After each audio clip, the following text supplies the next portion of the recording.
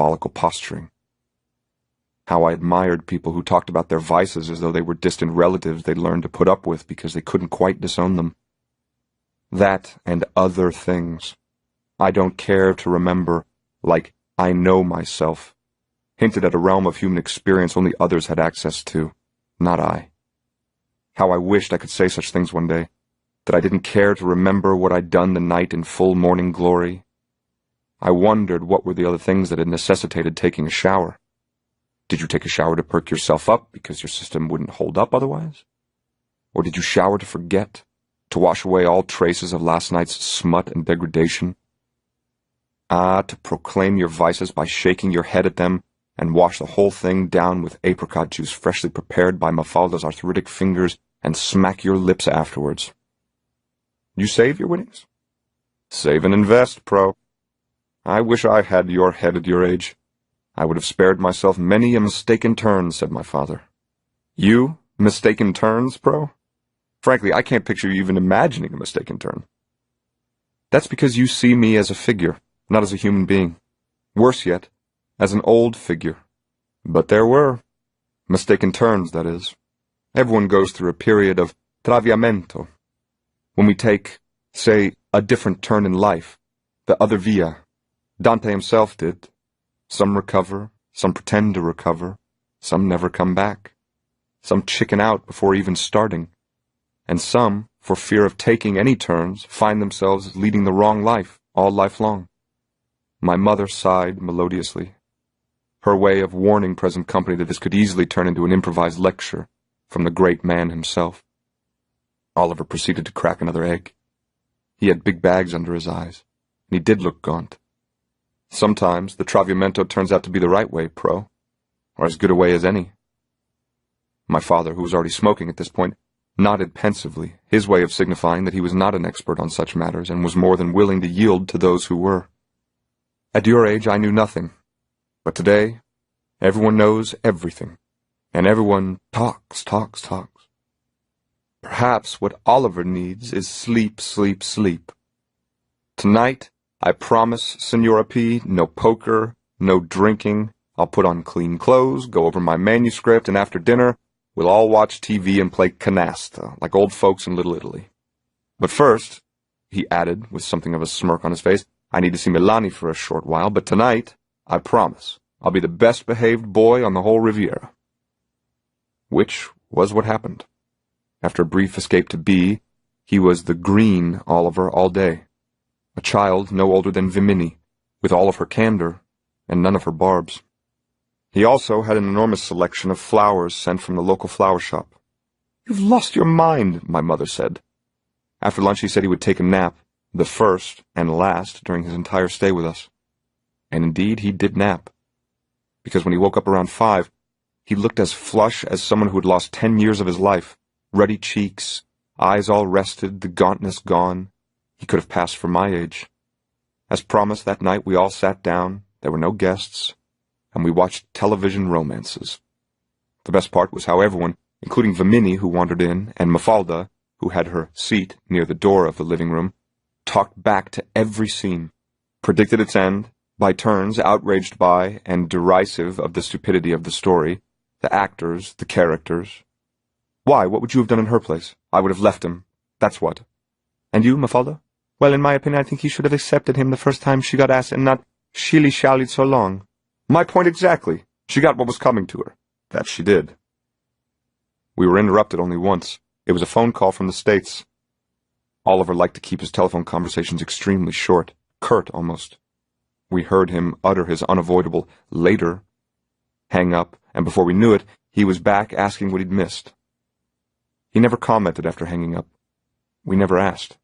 Everyone volunteered to fill him in on the plot at the same time, including my father, whose version of what Oliver had missed was less accurate than Mafalda's.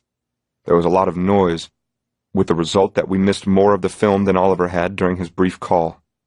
Much laughter.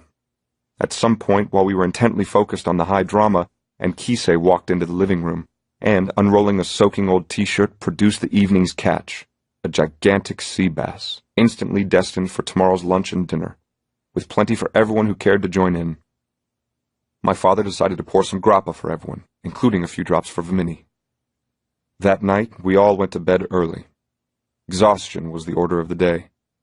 I must have slept very soundly, because when I awoke, they were already removing breakfast from the table.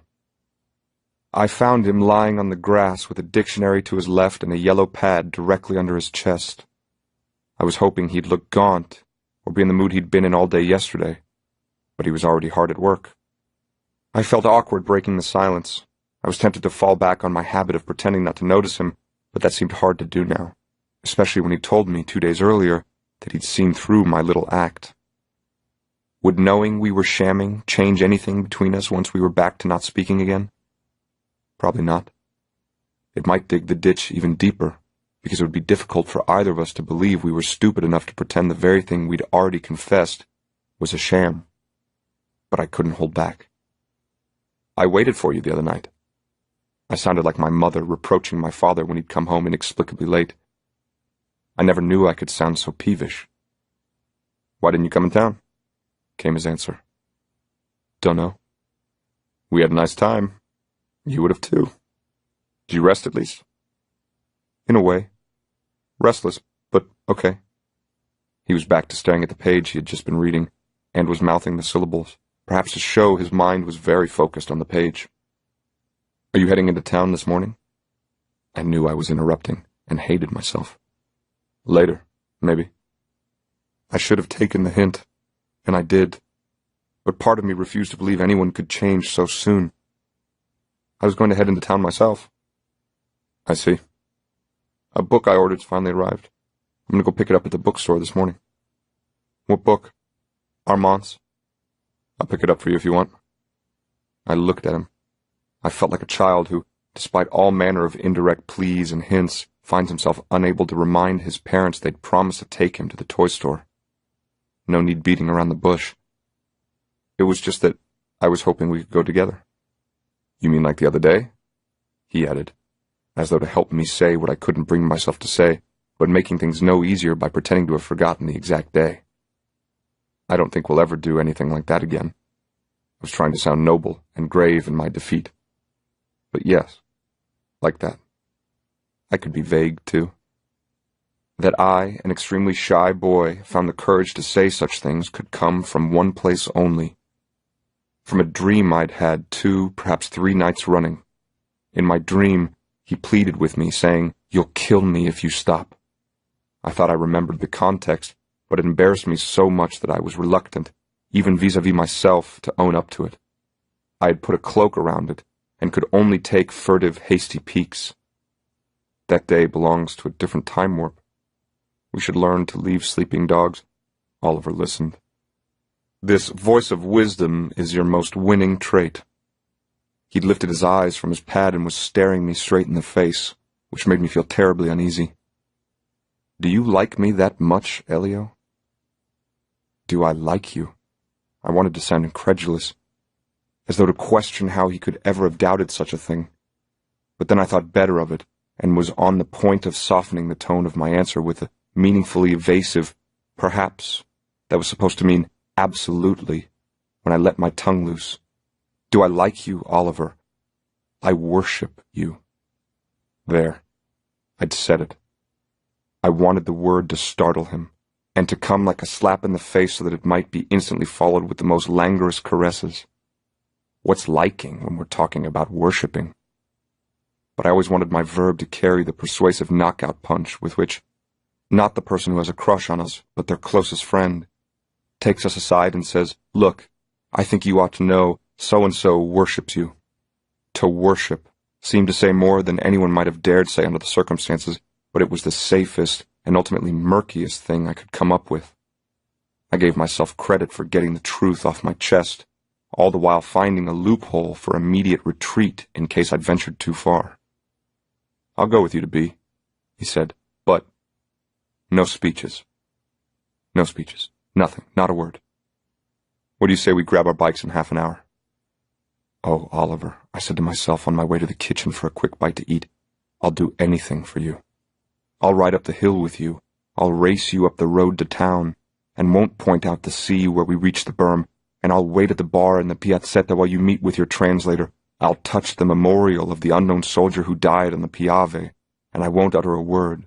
I'll show you the way to the bookstore, and we'll park our bikes outside the shop and go in together and leave together. I promise. I promise. I promise there'll be no hint of Shelley or Monet, nor will I ever stoop to tell you that 2 nights ago you added an annual ring to my soul.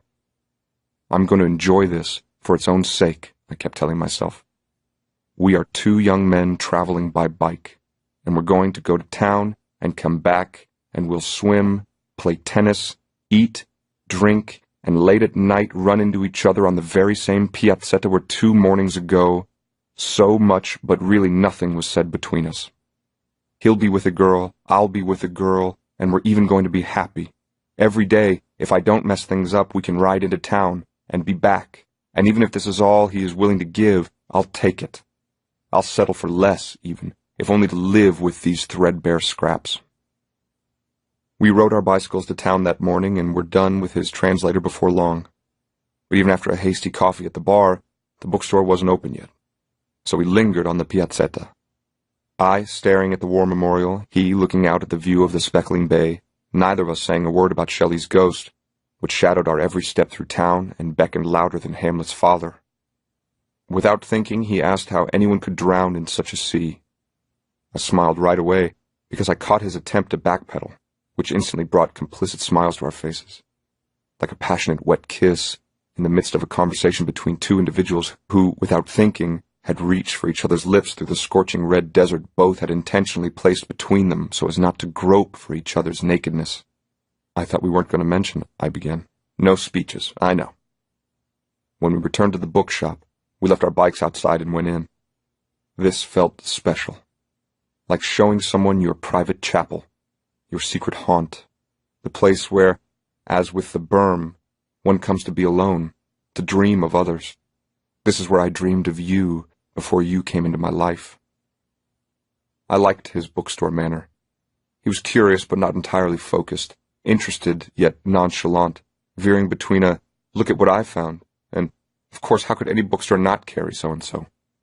The bookseller had ordered 2 copies of Stendhal's Armance, one a paperback edition and the other an expensive hardbound. An impulse made me say I'd take both and put them on my father's bill. I then asked his assistant for a pen, opened up the hardbound edition, and wrote, Zwischen Immer und Nie, for you in silence, somewhere in Italy in the mid-'80s.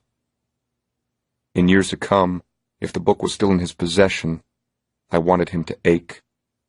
Better yet, I wanted someone to look through his books one day, open up this tiny volume of Armance and ask, tell me who was in silence, somewhere in Italy in the mid-'80s. And then I'd want him to feel something as darting as sorrow and fiercer than regret, maybe even pity for me, because in the bookstore that morning, I'd have taken pity too. If pity was all he had to give, if pity could have made him put an arm around me, and underneath this surge of pity and regret, hovering like a vague, erotic undercurrent that was years in the making, I wanted him to remember the morning on Monet's berm, when I'd kissed him, not the first, but the second time, and given him my spit in his mouth because I so desperately wanted his in mine. He said something about the gift being the best thing he'd received all year. I shrugged my shoulders to make light of perfunctory gratitude. Perhaps I just wanted him to repeat it. I'm glad, then. I just want to thank you for this morning. And before he even thought of interrupting, I added, I know, no speeches. Ever.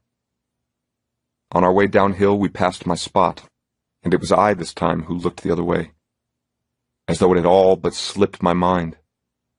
I'm sure that if I had looked at him then, we would have exchanged the same infectious smile we'd immediately wiped off of our faces on bringing up Shelley's death. It might have brought us closer, if only to remind us how far apart we needed to be now. Perhaps in looking the other way, and knowing we'd looked the other way to avoid speeches, we might have found a reason to smile at each other. For I'm sure he knew, I knew, he knew, I was avoiding all mention of Monet's berm, and that this avoidance, which gave every indication of drawing us apart, was, instead, a perfectly synchronized moment of intimacy, which neither of us wished to dispel. This, too, is in the picture book, I might have said, but I bit my tongue instead. No speeches. But if on our rides together the following morning we were to ask, then I'd spill everything. I'd tell him that though we rode our bicycles every day and took them up to our favorite piazzetta where I was determined never to speak out of turn, yet each night when I knew he was in bed I'd still open my shutters and would step out onto the balcony, hoping he'd have heard the shaking glass of my French windows, followed by the telltale squeak of its old hinges. I'd wait for him there, wearing only my pajama bottoms, ready to claim, if he asked what I was doing out there, that the night was too hot and the smell of the citronella intolerable, and that I preferred to stay up, not sleep, not read, just stare, because I couldn't bring myself to sleep. And if he asked why I couldn't sleep, I'd simply say, "You don't want to know." Or, in a roundabout way, just say that I'd promised never to cross over to his side of the balcony, partly because I was terrified of offending him now, but also because I didn't want to test the invisible tripwire between us. What tripwire are you talking about?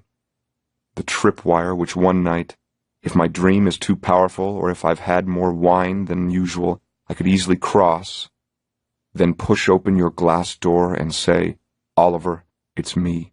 I can't sleep. Let me stay with you." That tripwire. The tripwire loomed at all hours of the night. An owl, the sound of Oliver's own window shutters squeaking against the wind, the music from a distant, all-night discotheque in an adjoining hill town, the scuffling of cats very late at night, or the creak of the wooden lintel by my bedroom door, anything could wake me. But I'd known these since childhood, and, like a sleeping fawn flicking his tail at an intrusive insect, knew how to brush them away and fall instantly back to sleep. Sometimes, though, a mere nothing, like a sense of dread or shame, would slip its way out of my sleep and hover, undefined, about me and watch me sleep, and, bending down to my ear, finally whisper, "I'm not trying to wake you. I'm really not. Go back to sleep, Elio. Keep sleeping." While I made every effort to recover the dream I was about to re-enter any moment now, and could almost re-script if only I tried a bit harder. But sleep would not come. And sure enough, not one but two troubling thoughts, like paired specters materializing out of the fog of sleep, stood watch over me. Desire and shame. The longing to throw open my window and without thinking run into his room stark naked, and on the other hand, my repeated inability to take the slightest risk to bring any of this about. There they were, the legacy of youth, the two mascots of my life, hunger and fear, watching over me saying, "So many before you have taken the chance and been rewarded. Why can't you?" No answer. "So many have balked, so why must you?" No answer. And then it came, as ever deriding me. "If not later, Elio, when?" That night, yet again, an answer did come, though it came in a dream that was itself a dream within a dream. I awoke with an image that told me more than I wanted to know, as though despite all of my frank admissions to myself about what I'd wanted from him, and how I'd want it, there were still a few corners I'd avoided. In this dream, I finally learned what my body must have known from the very first day. We were in his room, and contrary to all my fantasies, it was not I who had my back on the bed, but Oliver. I was on top of him, watching, on his face an expression at once so flushed, so readily acquiescent, that even in my sleep it tore every emotion out of me, and told me one thing I could never have known or guessed so far. That not to give what I was dying to give him at whatever price was perhaps the greatest crime I might ever commit in my life. I desperately wanted to give him something. By contrast, taking seemed so bland, so facile, so mechanical. And then I heard it, as I knew by now I would. "You'll kill me if you stop." He was gasping, conscious that he'd already spoken these self-same words to me a few nights before in another dream, but that, having said them once, he was also free to repeat them whenever he came into my dreams, even though neither of us seemed to know whether it was his voice that was breaking from inside of me, or whether my memory of these words was exploding in him. His face, which seemed both to endure my passion and by doing so abet it, gave me an image of kindness and fire I had never seen and could never have imagined on anyone's face before. This very image of him would become like a night light in my life, keeping vigil on those days when I'd all but given up, rekindling my desire for him when I wanted it dead, stoking the embers of courage when I feared a snub might dispel every semblance of pride. The look on his face became like the tiny snapshot of a beloved that soldiers take with them to the battlefield, not only to remember there are good things in life and that happiness awaits them, but to remind themselves that this face might never forgive them for coming back in a body bag. These words made me long for things and try things I would never have thought myself capable of. Regardless of how much he wished to have nothing to do with me, regardless of those he'd befriended and was surely sleeping with each night, anyone who'd revealed his entire humanity to me while laying naked under me, even in my dreams, could not be any different in real life. This was who he truly was. The rest was incidental. No. He was also the other man, the one in the red bathing suit. It was just that I couldn't allow myself to hope I'd ever see him wearing no bathing suit at all. If, on our second morning after the piazzetta, I'd found the courage to insist on going to town with him, though it was obvious he didn't even want to speak with me, it was only because, as I looked at him and saw him mouthing the words he'd just written on his yellow pad, I kept remembering his other pleading words. "You'll kill me if you stop." When I offered him the book in the bookstore, and later even insisted on being the one to pay for our ice cream because buying an ice cream also meant walking our bikes through the narrow, shaded lanes of B, and therefore being together a while longer, it was also to thank him for giving me, "You'll kill me if you stop."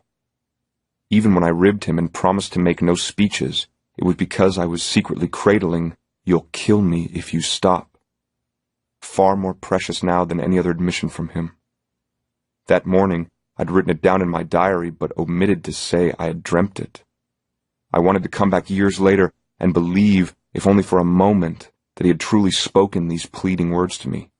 What I wanted to preserve was the turbulent gasp in his voice, which lingered with me for days afterwards and told me that if I could have him like this in my dreams every night of my life, I'd stake my entire life on dreams and be done with the rest. As we sped downhill past my spot, past the olive groves and sunflowers that turned their startled faces to us as we glided past the marine pines, past the two old train cars that had lost their wheels generations ago, but still bore the royal insignia of the House of Savoy, past the string of gypsy vendors screaming murder at us for almost grazing their daughters with our bikes, I turned to him and yelled, "Kill me if I stop!" I had said it to put his words in my mouth, to savor them a while longer before squirreling them back in my hideaway, the way shepherds take their sheep out uphill when it's warm, but rush them back indoors when the weather cools. By shouting his words, I was fleshing them out and giving them longer life, as though they had a life of their own now, a longer and louder life that no one could govern, like the life of echoes once they've bounced off the cliffs of B and gone to dive by the distant shoals where Shelley's boat slammed into the squall. I was returning to Oliver what was his, giving him back his words with the implicit wish that he repeat them back to me again, as in my dream, because now it was his turn to say them. At lunch, not a word. After lunch, he sat in the shade in the garden doing, as he announced before coffee, 2 days' work. No, he wasn't going into town tonight. Maybe tomorrow. No poker either. Then he went upstairs. A few days ago, his foot was on mine. Now, not even a glance. Around dinner, he came back down for a drink. "I'll miss all this, Miss P," he said, his hair glistening after his late afternoon shower. The star look beaming all over his features. My mother smiled. La movie star was welcome any time. Then he took the usual short walk with Vimini to help her look for her pet chameleon. I never quite understood what the two of them saw in each other, but it felt far more natural and spontaneous than anything he and I shared. Half an hour later, they were back. Vimini had scaled a fig tree and was told by her mother to go wash before dinner. At dinner, not a word. After dinner, he disappeared upstairs.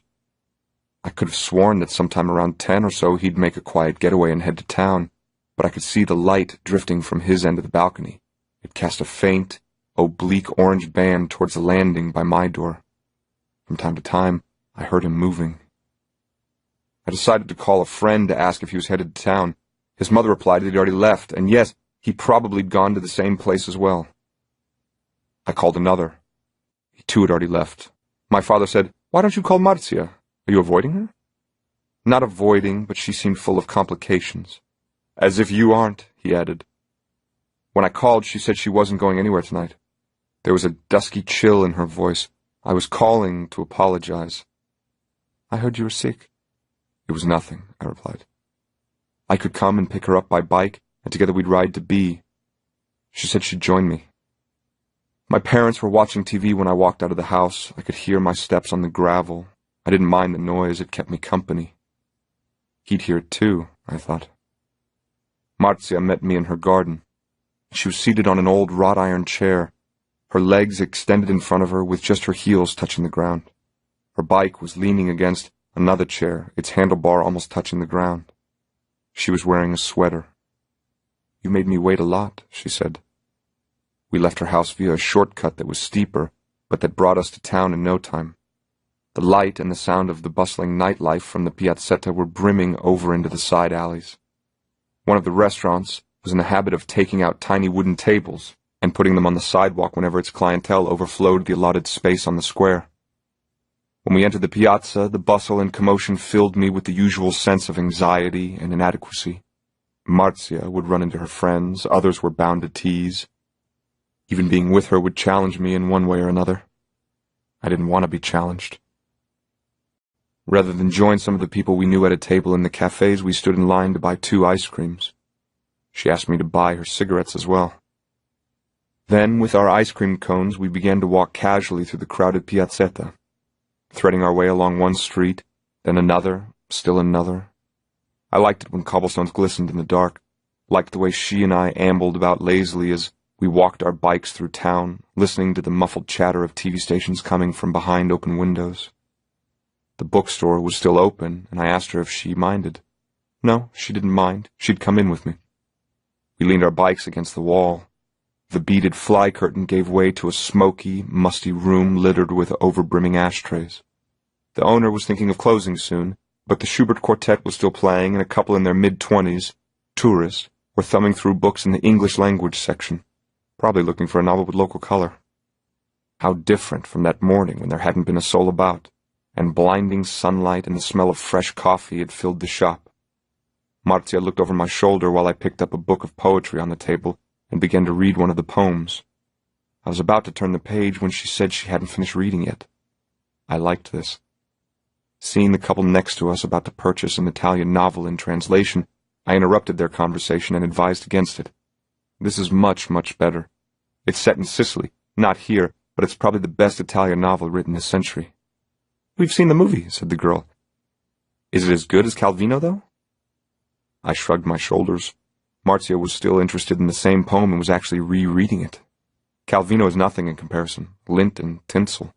But I'm just a kid, what do I know? 2 other young adults wearing stylish summer sports jackets, without ties, were discussing literature with the owner. All 3 of them were smoking.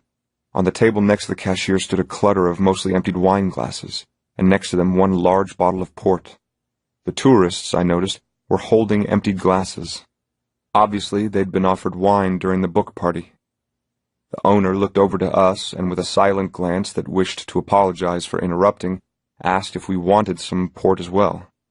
I looked at Marcia and shrugged back, meaning she doesn't seem to want to. The owner, still silent, pointed to the bottle and shook his head in mock disapproval to suggest it was a pity to throw away such good port tonight, so why not help him finish it before closing the shop? I finally accepted, as did Marcia. Out of politeness, I asked what was the book being celebrated tonight. Another man, whom I hadn't noticed because he'd been reading something in a tiny alcove, named the book Se l'amore, If Love. "Is it good?" I asked. "Pure junk," he replied. "I should know. I wrote it." I envied him. I envied him the book reading, the party, the friends, and aficionados who had come in from the surrounding areas to congratulate him in the little bookstore off our little piazzetta in this little town. They had left more than 50 emptied glasses behind. I envied him the privilege of putting himself down. "Would you inscribe a copy for me?" "Con piacere," he replied, and before the owner had handed him a felt-tip pen, the author had already taken out his Pelican. "I'm not sure this book is for you, but—" He let the sentence trail into silence with a mix of utter humility tinted with the faintest suggestion of affected swagger, which translated into, "You asked me to sign, and I'm only too happy to play the part of the famous poet, which we both know I am not." I decided to buy Marcia a copy as well, and begged him to inscribe it for her, which he did, adding an endless doodle next to his name. "I don't think it's for you either, signorina, but—" Then, once again, I asked the bookseller to put both books on my father's bill. As we stood by the cashier watching the bookseller take forever to wrap each copy in glossy yellow paper, to which he added a ribbon, and on the ribbon the store's silver seal sticker, I sidled up to her, and maybe because she simply stood there so close to me, kissed her behind the ear. She seemed to shudder, but did not move. I kissed her again. Then, catching myself, I whispered, "Did it bother you?" "Of course not," she whispered back. Outside, she couldn't help herself. "Why did you buy me this book?" For a moment, I thought she was going to ask me why I'd kissed her. "Perché mi andava?"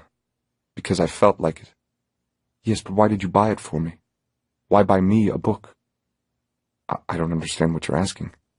"Any idiot would understand why I'm asking, but you don't. Figures." "I still don't follow." "You're hopeless." I gazed at her, looking totally startled by the flutters of anger and vexation in her voice. "If you don't tell me, I'll imagine all sorts of things. I'll just feel terrible." "You're an ass. Give me a cigarette." It's not that I didn't suspect where she was headed, but I couldn't believe that she had seen through me so clearly. Perhaps I didn't want to believe what she was implying for fear of having to answer for my behavior. Had I been purposely disingenuous? Could I continue to misconstrue what she was saying without feeling entirely dishonest?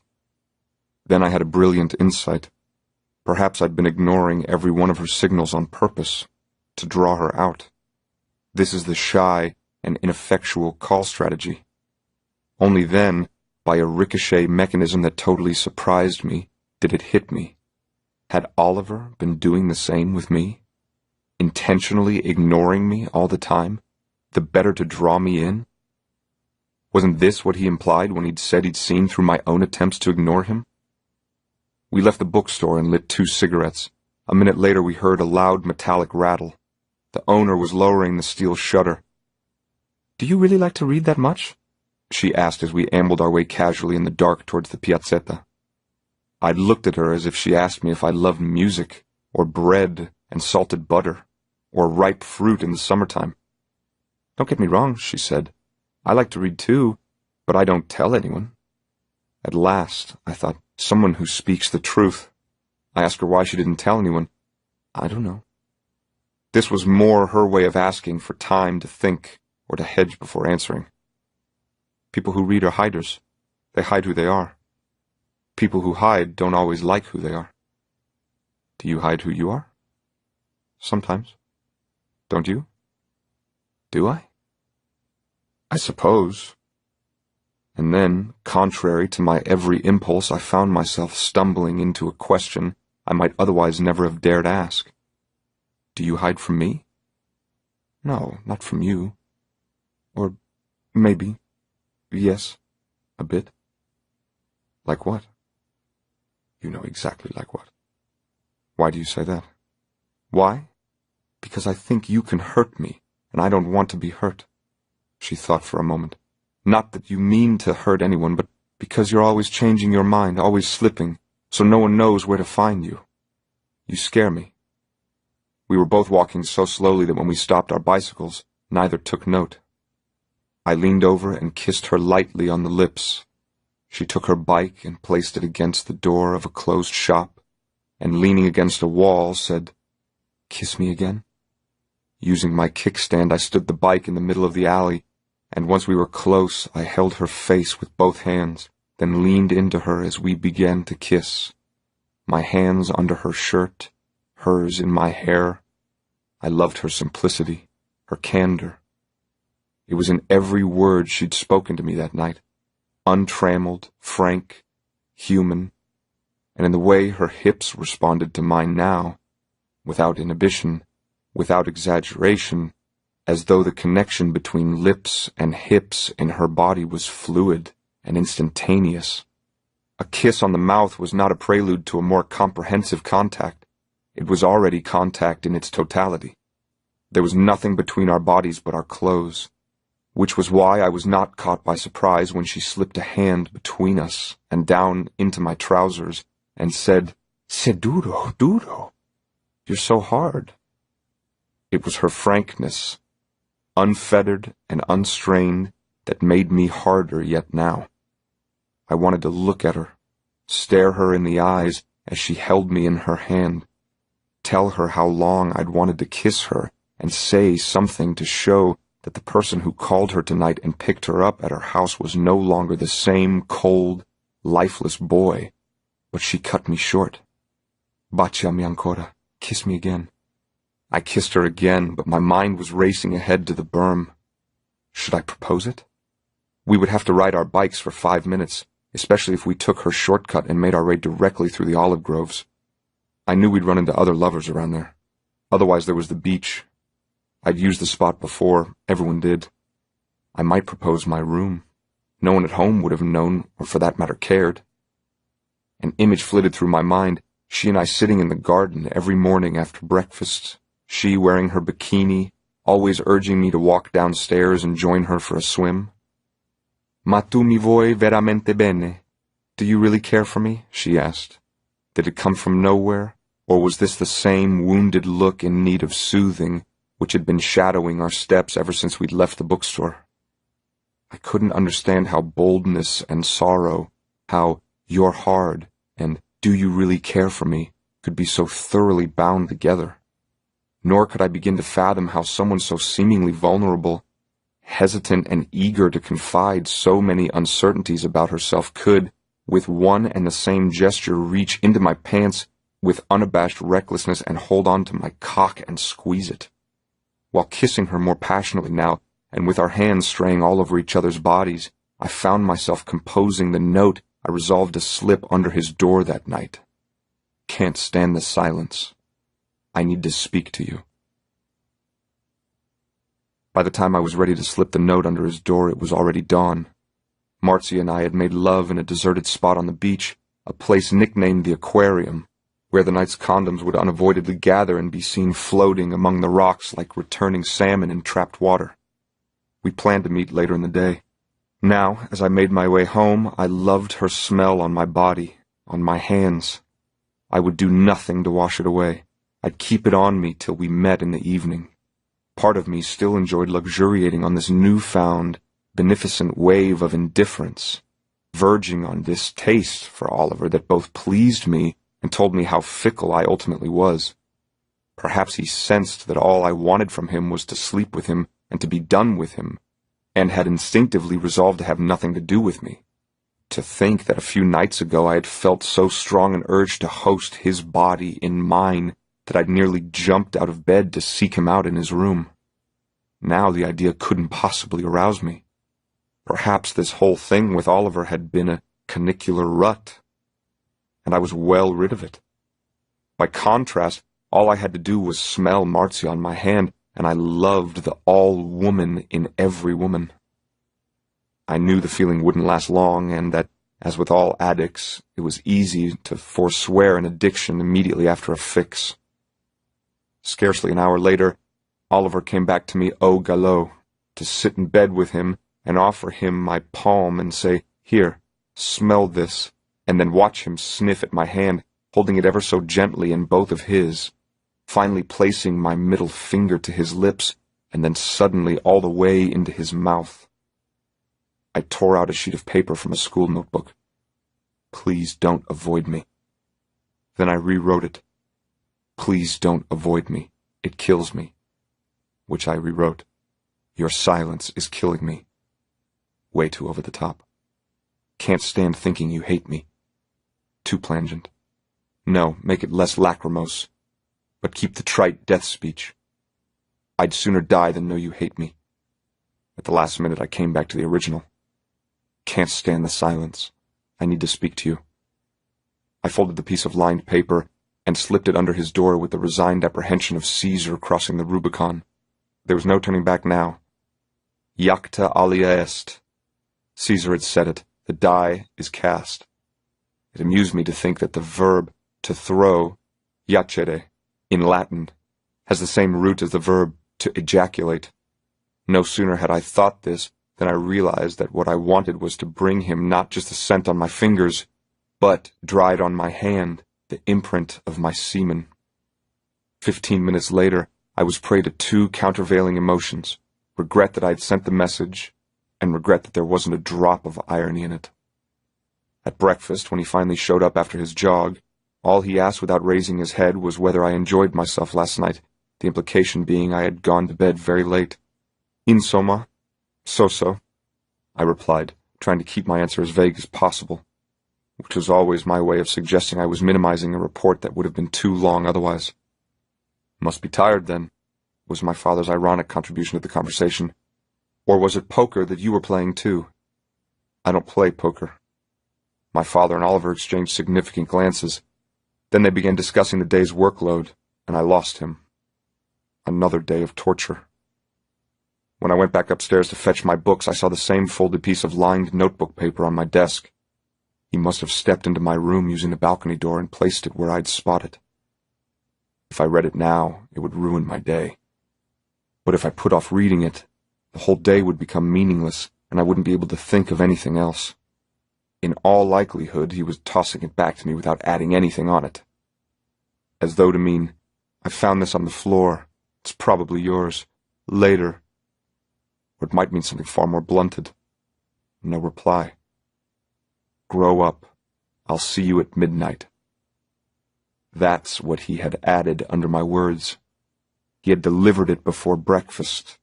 This realization came within a few minutes' delay, but it filled me with an instant yearning and dismay. Did I want this, now that something was being offered? And was it in fact being offered? And if I wanted or didn't want it, how would I live out the day till midnight? It was barely 10 in the morning, 14 hours to go. The last time I had waited so long for something was for my report card. Or on the Saturday 2 years ago when a girl had promised we'd meet at the movies, and I wasn't sure she hadn't forgotten. Half a day watching my entire life being put on hold. How I hated waiting and depending on the whim of others. Should I answer this note? You can't answer an answer. As for the note, was its tone intentionally light, or was it meant to look like an afterthought scribbled away minutes after jogging and seconds before breakfast? I didn't miss the little jab at my operatic sentimentalism, followed by the self-confident, let's get down to basics, see you at midnight. Did either bode well? And which would win the day, the swat of irony or the jaunt, let's get together tonight and see what comes of it? Were we going to talk? Just talk? Was this an order or a consent to see me at the hour specified in every novel and every play? And where were we going to meet at midnight? Would he find a moment during the day to tell me where? Or, being aware that I had fretted all night long the other night, and that the tripwire dividing our respective ends of the balcony was entirely artificial, did he assume that one of us would eventually cross the unspoken Maginot line that had never stopped anyone? And what did this do to our near-ritual morning bike rides? Would midnight supersede the morning ride? Or would we go on as before, as though nothing had changed, except now we had a midnight to look forward to? When I run into him now, do I flash him a significant smile, or do I go on as before, and offer instead a cold, glazed, discreet American gaze? And yet, among the many things I wished to show him the next time I crossed paths with him was gratitude. One could show gratitude and still not be considered intrusive and heavy-handed. Or does gratitude, however restrained, always bear that extra dollop of treacle that gives every Mediterranean passion its unavoidably mawkish, histrionic character? Can't let things well enough alone. Can't play down, must exclaim, proclaim, declaim. Say nothing, and he'll think you regret having written. Say anything, and it will be out of place. Do what then? Wait. I knew this from the very start. Just wait. I'd work all morning, swim, maybe play tennis in the afternoon, meet Marzia, back by midnight. No, 11:30. Wash? No wash. To go from one body to the other. Wasn't this what he might be doing as well, going from one to the other? And then a terrible panic seized me. Was midnight going to be a talk? A clearing of the air between us? As in, buck up, lighten up, grow up? But why wait for midnight then? Whoever picks midnight to have such a conversation? Or was midnight going to be midnight? What to wear at midnight? The day went as I feared. Oliver found a way to leave without telling me immediately after breakfast, and did not come back until lunch. He sat in his usual place next to me. I tried to make light conversation a few times, but realized that this was going to be another one of our let's not speak to each other days, when we both tried to make it very clear that we were no longer just pretending to be quiet. After lunch, I went to take a nap. I heard him follow me upstairs and shut his door. Later I called Marzia. We met on the tennis court. Luckily, no one was there, so it was quiet, and we played for hours under the scorching sun, which both of us loved. Sometimes we would sit on the old bench in the shade and listen to the crickets. Mafalda brought us refreshments and then warned us that she was too old for this, and the next time we'd have to fetch whatever we wanted ourselves. But we never ask you for anything, I protested. You shouldn't have drunk, then. And she shuffled away, having scored her point. Vimini, who liked to watch people play, did not come that day. She must have been with Oliver at their favorite spot. I loved August weather. The town was quieter than usual in the late summer weeks. By then, everyone had left for La Vacanze, and the occasional tourists were gone before 7 in the evening. I loved the afternoons best. The scent of rosemary, the heat, the birds, the cicadas, the sway of the palm fronds, the silence that fell like a light linen shawl on an appallingly sunny day, all of those highlighted by the walk down to the shore and the walk back upstairs to shower. I liked looking up to our house from the tennis courts and seeing the empty balconies bask in the sun, knowing that from any one of them you could spot the limitless sea. This was my balcony, my world. From where I sat now, I could look around me and say, here is our tennis court. There, our garden, our orchard, our shed, our house, and below is our wharf. Everyone and everything I care for is here. My family, my instruments, my books, Mafalda, Marzia, Oliver. That afternoon, as I sat with Marzia with my hand resting on her thighs and knees, it did occur to me that I was, in Oliver's words, one of the luckiest persons on earth. There was no saying how long this would last, just as there was no sense in second-guessing how the day might turn out, or the night. Every minute felt as though stretched on tenterhooks. Everything could snap in a flash. But sitting here, I knew I was experiencing the mitigated bliss of those who are too superstitious to claim they may get all they've ever dreamed of, but are far too grateful not to know it could easily be taken away. After tennis, and just before heading to the beach, I took her upstairs by way of the balcony into my bedroom. No one passed there in the afternoon. I closed the shutters, but left the windows open, so that the subdued afternoon light drew slatted patterns on the bed, on the wall, on Marzia. We made love in utter silence, neither of us closing our eyes. Part of me hoped we'd bang against the wall, or that she'd be unable to smother a cry, and that all this might alert Oliver to what was happening on the other side of his wall. I imagined him napping and hearing my bed springs and being upset. On our way to the cove below, I was once again pleased to feel I didn't care if he found out about us, just as I didn't care if he never showed up tonight. I didn't even care for him or his shoulders or the white of his arms, the bottom of his feet, flat of his palms, the underside of his body. I didn't care. I would much rather spend the night with her than wait up for him and hear him declaim bland pieties at the stroke of midnight. What had I been thinking this morning when I'd slipped him my note? And yet another part of me knew that if he showed up tonight, and I disliked the start of whatever was in store for me, I'd still go through with it. Go with it all the way, because better to find out once and for all than to spend the rest of the summer, or my life, perhaps, arguing with my body. I'd make a decision in cold blood, and if he asked, I'd tell him. I'm not sure I want to go ahead with this, but I need to know, and better with you than anyone else. I want to know your body. I want to know how you feel. I want to know you, and through you, me. Marzia left just before dinner time. She'd promised to go to the movies. They'd be friends, she said. Why didn't I come? I made a face when I heard their names. I'd stay home and practice, I said.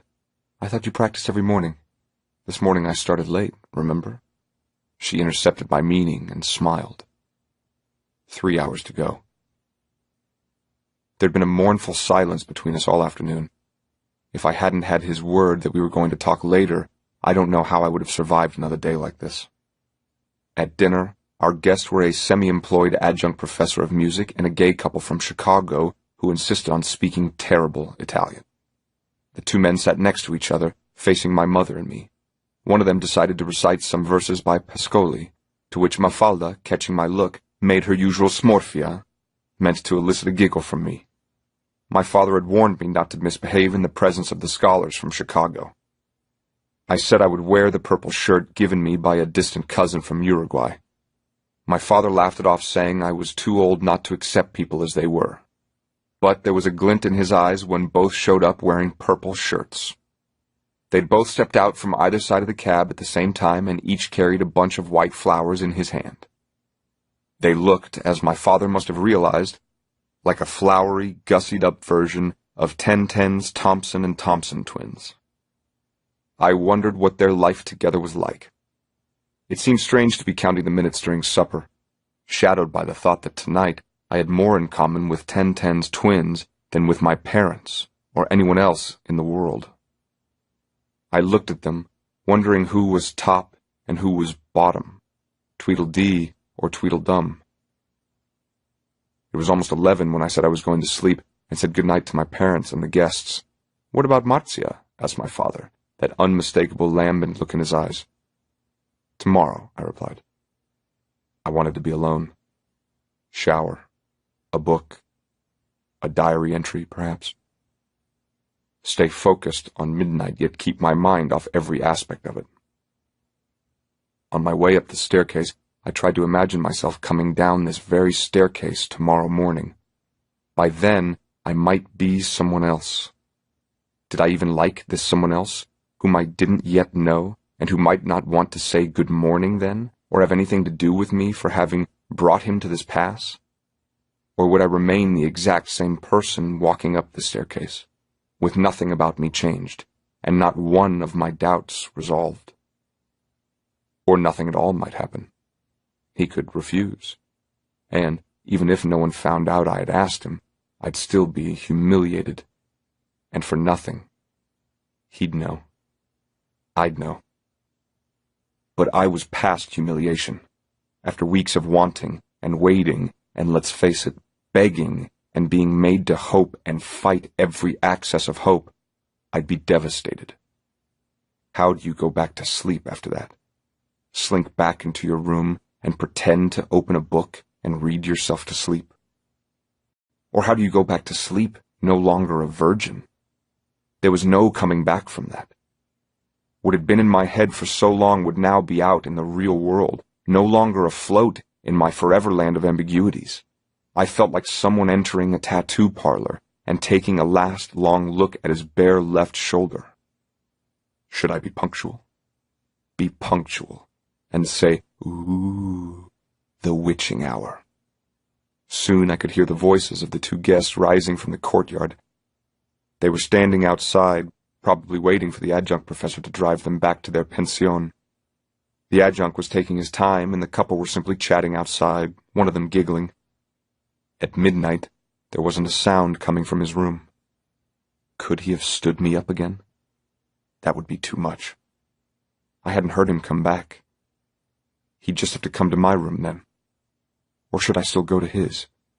Waiting would be torture. I'll go to him. I stepped out onto the balcony for a second and peered in the direction of his bedroom. No light. I'd still knock anyway. Or I could wait. Or not go at all. Not going suddenly burst on me like the one thing I wanted most in life. It kept tugging at me, straining toward me ever so gently now, like someone who'd already whispered once or twice in my sleep, but seeing that I wasn't waking, had finally tapped me on the shoulder, and now encouraging me to look for every inducement to put off knocking on this window tonight. The thought washed over me like water on a flower shop window, like a soothing, cool lotion after you've showered and spent the whole day in the sun. Loving the sun, but loving the balsam more. Like numbness, the thought works on your extremities first, and then penetrates to the rest of your body, giving all manner of arguments, starting with the silly ones. It's way too late for anything tonight. Rising to the major ones. How will you face the others? How will you face yourself? Why hadn't I thought of this before? Because I wanted to savor and save it for last? Because I wanted the counter-arguments to spring on their own without my having any part in summoning them at all, so that I wouldn't be blamed for them? Don't try this, Elio. It was my grandfather's voice. I was his namesake, and he was speaking to me from the very bed where he'd crossed a far more menacing divide than the one between my room and Oliver's. Turn back. Who knows what you'll find once you're in that room? Not the tonic of discovery, but the pall of despair when disenchantment has all but shamed every ill-stretched nerve in your body. The years are watching you now. Every star you see tonight already knows your torment. Your ancestors are gathered here and have nothing to give or say. Non chanda. Don't go there. But I loved the fear. If fear it truly was. And this they didn't know, my ancestors. It was the underside of fear I loved, like the smoothest wool found on the underbelly of the coarsest sheep. I loved the boldness that was pushing me forward. It aroused me, because it was born of arousal itself. You'll kill me if you stop. Or was it, I'll die if you stop? Each time I heard these words, I couldn't resist. I knock on the glass panel. Softly. My heart is beating like crazy. I'm afraid of nothing, so why be so frightened? Why? Because everything scares me. Because both fear and desire are busy equivocating with each other, with me. I can't even tell the difference between wanting him to open the door and hoping he stood me up. Instead, no sooner have I knocked on the glass panel than I hear something stir inside. Like someone looking for his slippers. Then I make out a weak light going on. I remembered buying this night light at Oxford with my father one evening early last spring when our hotel room was too dark, and he'd gone downstairs and come back up saying he'd been told there was a 24-hour store that sold night lights just around the corner. Wait here, and I'll be back in no time. Instead, I said I'd go with him. I threw on my raincoat on top of the very same pajamas I was wearing tonight. I'm so glad you came, he said. I could hear you moving in your room, and for a while I thought you were getting ready to go to bed and had changed your mind. Me? Change my mind? course I was coming. It was strange seeing him fussing awkwardly this way. I had expected a hailstorm of mini-ironies, which was why I was nervous. Instead, I was greeted with excuses, like someone apologizing for not having had time to buy better biscuits for afternoon tea. I stepped into my old bedroom and was instantly taken aback by the smell which I couldn't quite place, because it could have been a combination of so many things, until I noticed the rolled-up towel tucked under the bedroom door. He'd been sitting in bed, a half-full ashtray sitting on his right pillow. "Come in," he said, and then shut the French window behind us. I must have been standing there, lifeless and frozen. Both of us were whispering. Good sign. "I didn't know you smoked." "Sometimes." He went to the bed and sat squarely in the middle of it. Not knowing what else to do or say, I muttered, "I'm nervous." "Me too. Me more than you." He tried to smile away the awkwardness between us and passed me the reefer. It gave me something to do. I remember how I'd almost hugged him on the balcony, but had caught myself in time thinking that an embrace after such chilly moments between us all day was unsuitable. Just because someone says he'll see you at midnight doesn't mean you're automatically bound to hug him when you've barely shaken hands all week. I remember thinking before knocking, to hug, not to hug, to hug. Now I was inside the room. He was sitting on the bed with his legs crossed. He looked smaller, younger. I was standing awkwardly at the foot of the bed, not knowing what to do with my hands. He must have seen me struggling to keep them on my hips, and then put them in my pockets, and then back to my hips again. I look ridiculous, I thought. This and the would-be hug I'd suppressed, and which I kept hoping he hadn't noticed. I felt like a child, left alone for the first time with his homeroom teacher. "Come. Sit." Did he mean on a chair, or on the bed itself? Hesitantly, I crawled onto the bed and sat facing him, cross-legged like him, as though this were the accepted protocol among men who meet at midnight. I was making sure our knees didn't touch, because he'd mind if our knees touched, just as he'd mind the hug, just as he'd minded when, for want of a better way to show I wanted to stay a while longer on the berm, I'd placed my hand on his crotch. But before I had the chance to exaggerate the distance between us, I felt as though washed by the sliding water on the flower shop storefront window, which took all my shyness and inhibitions away. Nervous or not nervous, I no longer cared to cross-examine every one of my impulses. If I'm stupid, let me be stupid. If I touch his knee, so I'll touch his knee. If I want to hug, I'll hug. I needed to lean against something, so I sidled up to the top of the bed and leaned my back against the headboard next to him. I looked at the bed. I could see it clearly now. This was where I'd spent so many nights dreaming of just such a moment. Now here I was. In a few weeks I'd be back here on this very same bed. I'd turn on my Oxford nightlight and remember standing outside on the balcony, having caught the rustle of his feet, scrambling to find his slippers. I wondered whether I would look back on this with sorrow, or shame, or indifference, I hoped. "You okay?" he asked. "Me okay." There was absolutely nothing to say. With my toes, I reached over to his toe and touched them. Then, without thinking, I slipped my big toe between his big toe and his second toe. He did not recoil. He did not respond. I wanted to touch each toe with my own. Since I was sitting at his left, these were probably not the toes that had touched me at lunch the other day. It was his right foot that was guilty. I tried to reach it with my right foot, all the while avoiding touching both his knees, as if something told me knees were off bounds. "What are you doing?" he finally asked. "Nothing." I didn't know myself, but his body gradually began to reciprocate the movement, somewhat absent-mindedly, without conviction, no less awkward than mine, as if to say, what else is there to do but respond in kind when someone touches your toes with his toes? After that, I moved closer to him and then hugged him. A child's hug, which I'd hoped he'd read as an embrace. He didn't respond. That's a start, he finally said, perhaps with a tad more humor in his voice than I'd wish.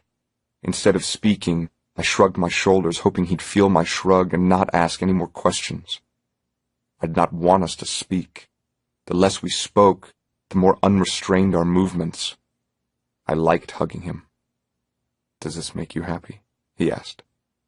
I nodded, hoping once again that he'd feel my head nodding, without the need for words. Finally, as if my position urged him to do likewise, he brought his arm around me. The arm didn't stroke me, nor did it hold me tight. The last thing I wanted at this point was comradeship, which was why, without interpreting my embrace, I loosened my hold for a moment, time enough to bring both my arms under his loose shirt and resume my embrace. I wanted his skin. You sure you want this? He asked, as if this doubt was why he'd been hesitant all along. I nodded again. I was lying. By then I wasn't sure at all. I wondered when my hug would run its course, when I or he would grow tired of this. Soon? Later? Now? We haven't talked, he said. I shrugged my shoulders, meaning no need to. He lifted my face with both his hands and stared at me as we had done that day on the berm. This time, even more intensely because both of us knew we'd already crossed the bar. Can I kiss you? What a question, coming after our kiss on the berm. Or had we wiped the slate clean and we were starting all over again? I did not give him an answer. Without nodding, I had already brought my mouth to his, just as I'd kissed Marcia the night before. Something unexpected seemed to clear away between us, and for a second it seemed like there was absolutely no difference in age between us. Just two men kissing.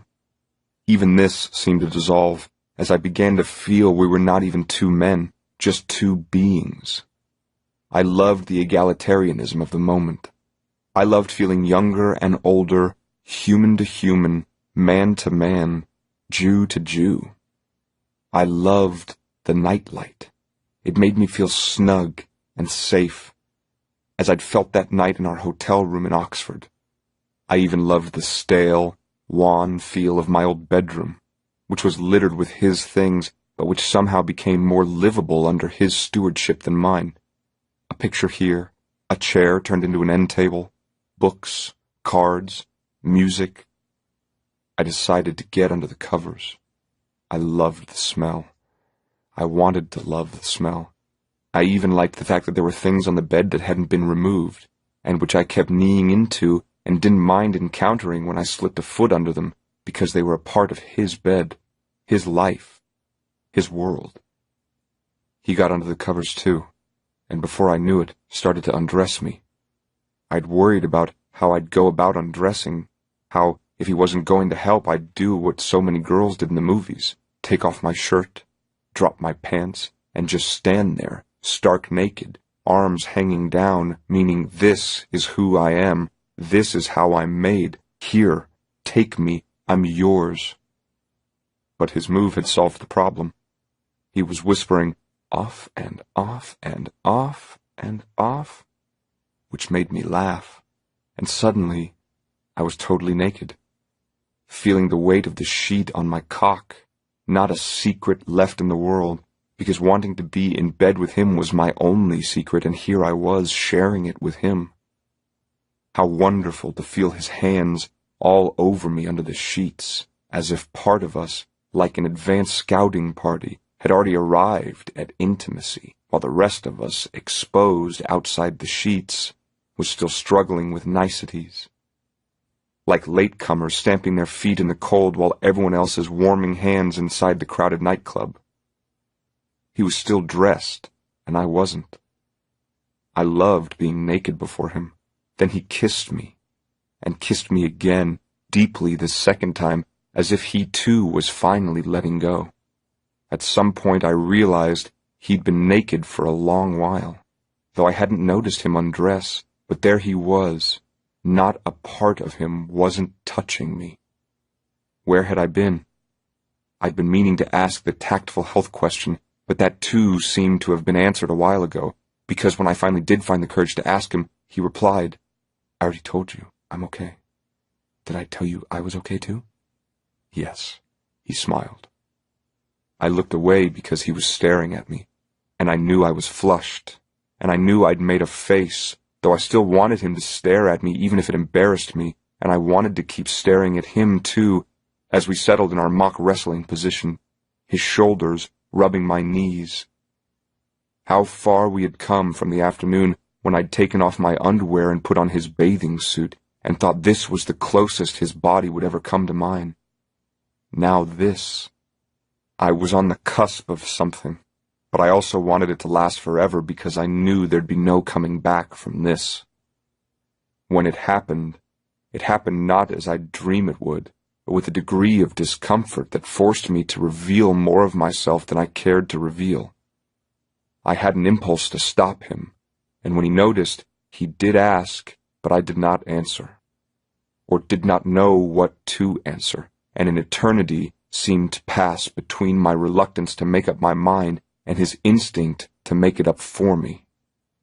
From this moment on, I thought, from this moment on, I had, as I'd never had before in my life, the distinct feeling of arriving somewhere very dear, of wanting this forever, of being me, and no one else, just me, of finding in each shiver that ran down my arms something totally alien, and yet by no means unfamiliar, as if all this had been a part of me all my life, and I'd misplaced it, and he had helped me find it. The dream had been right. This was like coming home, like asking, where have I been all my life? Which was another way of asking, where were you in my childhood, Oliver? Which was yet another way of asking, what is life without this? Which was why, in the end, it was I, and not he, who blurted out, not once, but many, many times, "You'll kill me if you stop. You'll kill me if you stop," because it was also my way of bringing full circle the dream and the fantasy, me and him, the longed-for words from his mouth to my mouth back into his mouth, swapping words from mouth to mouth, which is when I must have begun using obscenities that he repeated after me, softly at first, till he said, "Call me by your name, and I'll call you by mine," which I'd never done in my life before, and which, as soon as I said my own name as though it were his, took me to a realm I never shared with anyone in my life before or since.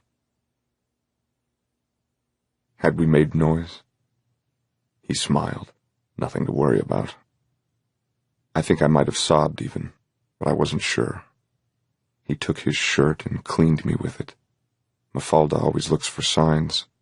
"She won't find any," he said. "I called this shirt billowy. You wore it on your first day here. It has more of you than me." "I doubt it," he said.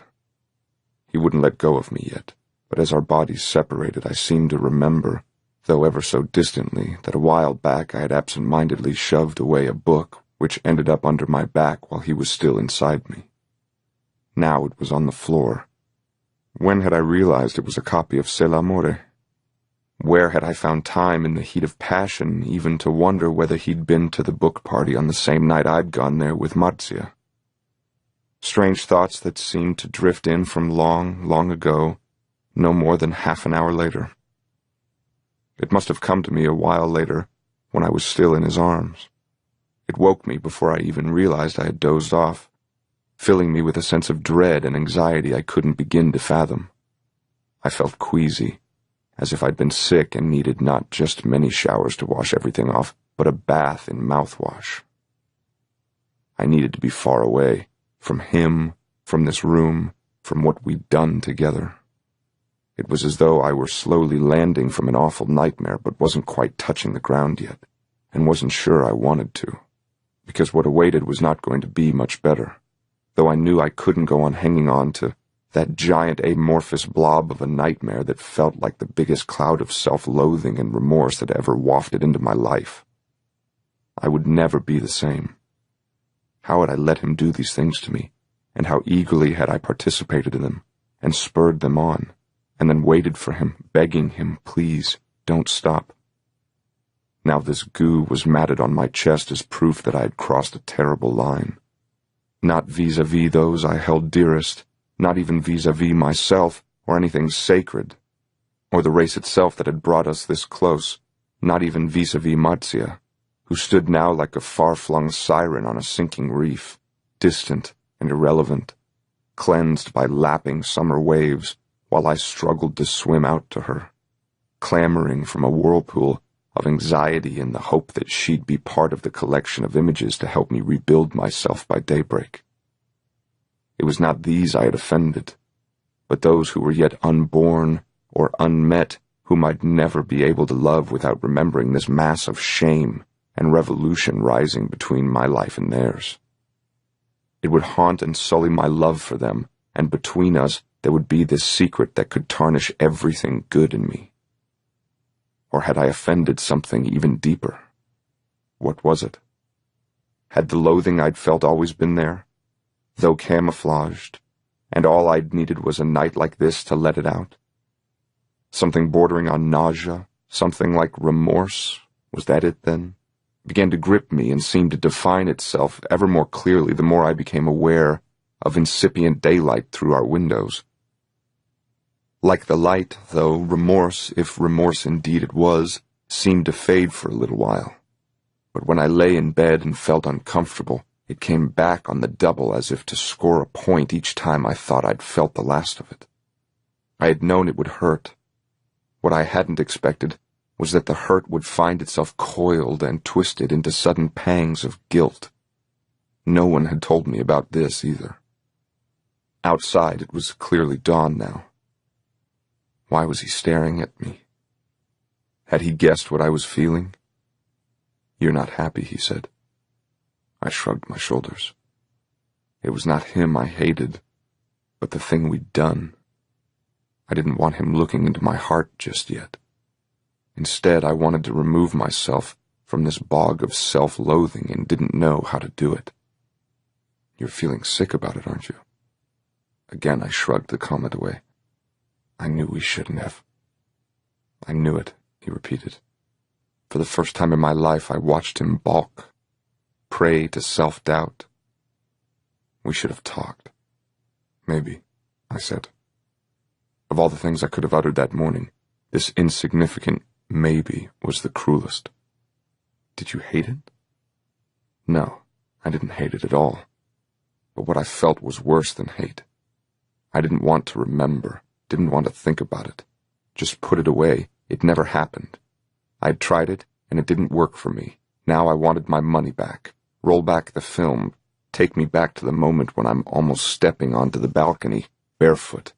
I'll go no farther. I'll sit and stew and never know. Better to argue with my body than feel what I was feeling now.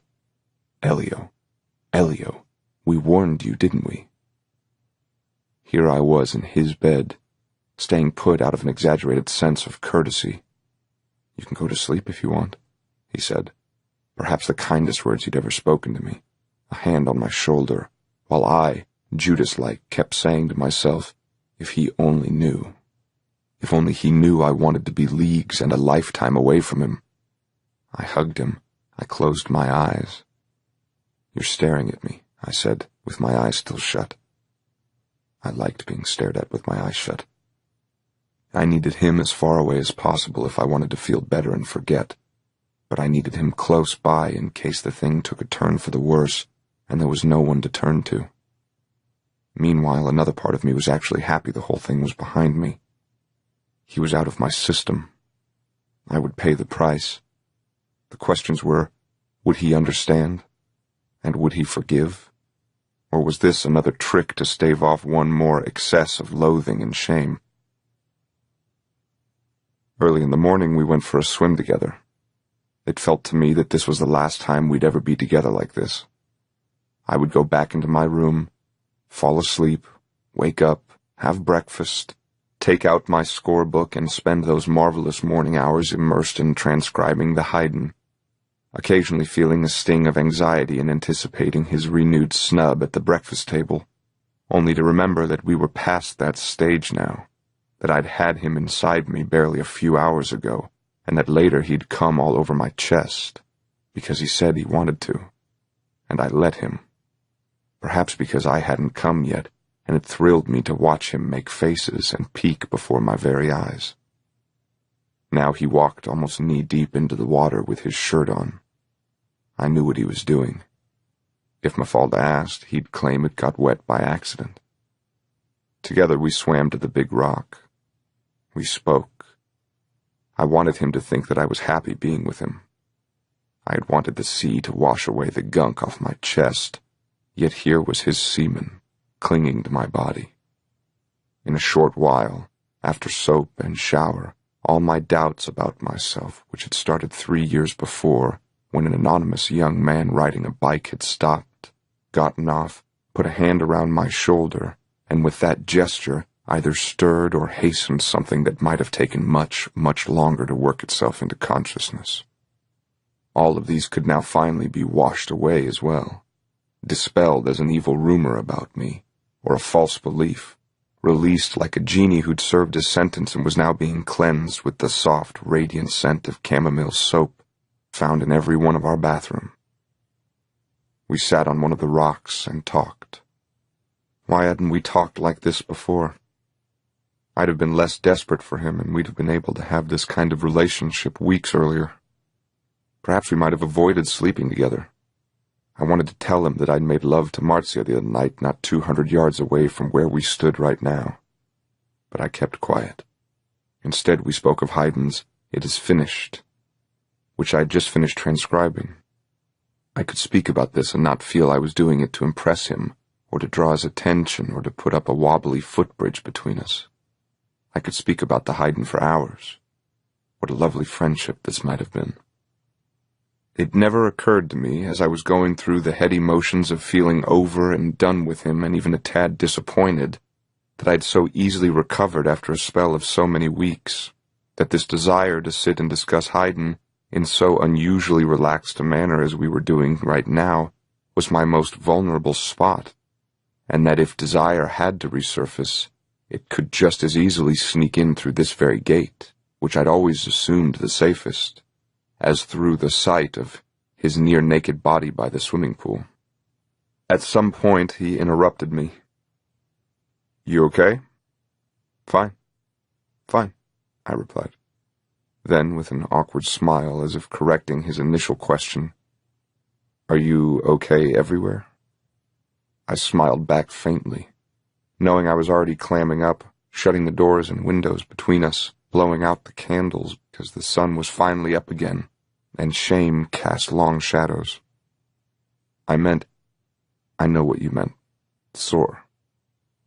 But did you mind when I turned my face the other way, as though a chill draft had touched my ear and I wished to avoid having it hit my face? "Do we need to speak about it?" I asked. I'd used the same words that Marzia had uttered when I wished to know if she'd liked what I'd done to her. "Not if you don't want to." I knew exactly what he wanted to talk about. He wanted to go over the moment when I'd almost asked him to stop. Now all I thought of, as we spoke, was that today I'd be walking with Marzia, and each time we'd try to sit somewhere, I would hurt. The indignity of it. Sitting on the town's ramparts, which was where everyone our age congregated at night when we weren't sitting in the cafes, and be forced to squirm, and be reminded each time of what I'd just done that night. The standing joke among schoolboys. Watch Oliver watch me squirm and think, I did that to you, didn't I? I wish we hadn't slept together. Even his body left me indifferent. On the rock where we sat now, I looked at his body as one looks at old shirts and trousers being boxed up for pickup by the Salvation Army. Shoulder, check. Area between inner and outer elbow that I'd worshipped once, check. Crotch, check. Neck, check. Curves of the apricot, check. Foot. Oh, that foot. But yes, check. Smile when he'd said, "Are you okay everywhere?" Yes, check that too. Leaving nothing to chance. I'd worshipped them all once. I'd touched them the way a civet rubs itself on the objects it covets. They'd been mine for a night. I didn't want them now. What I couldn't remember, much less understand, was how I could have brought myself to desire them, to do all I'd done to be near them, touch them, sleep with them. After our swim, I'd taken that much-awaited shower. Forget.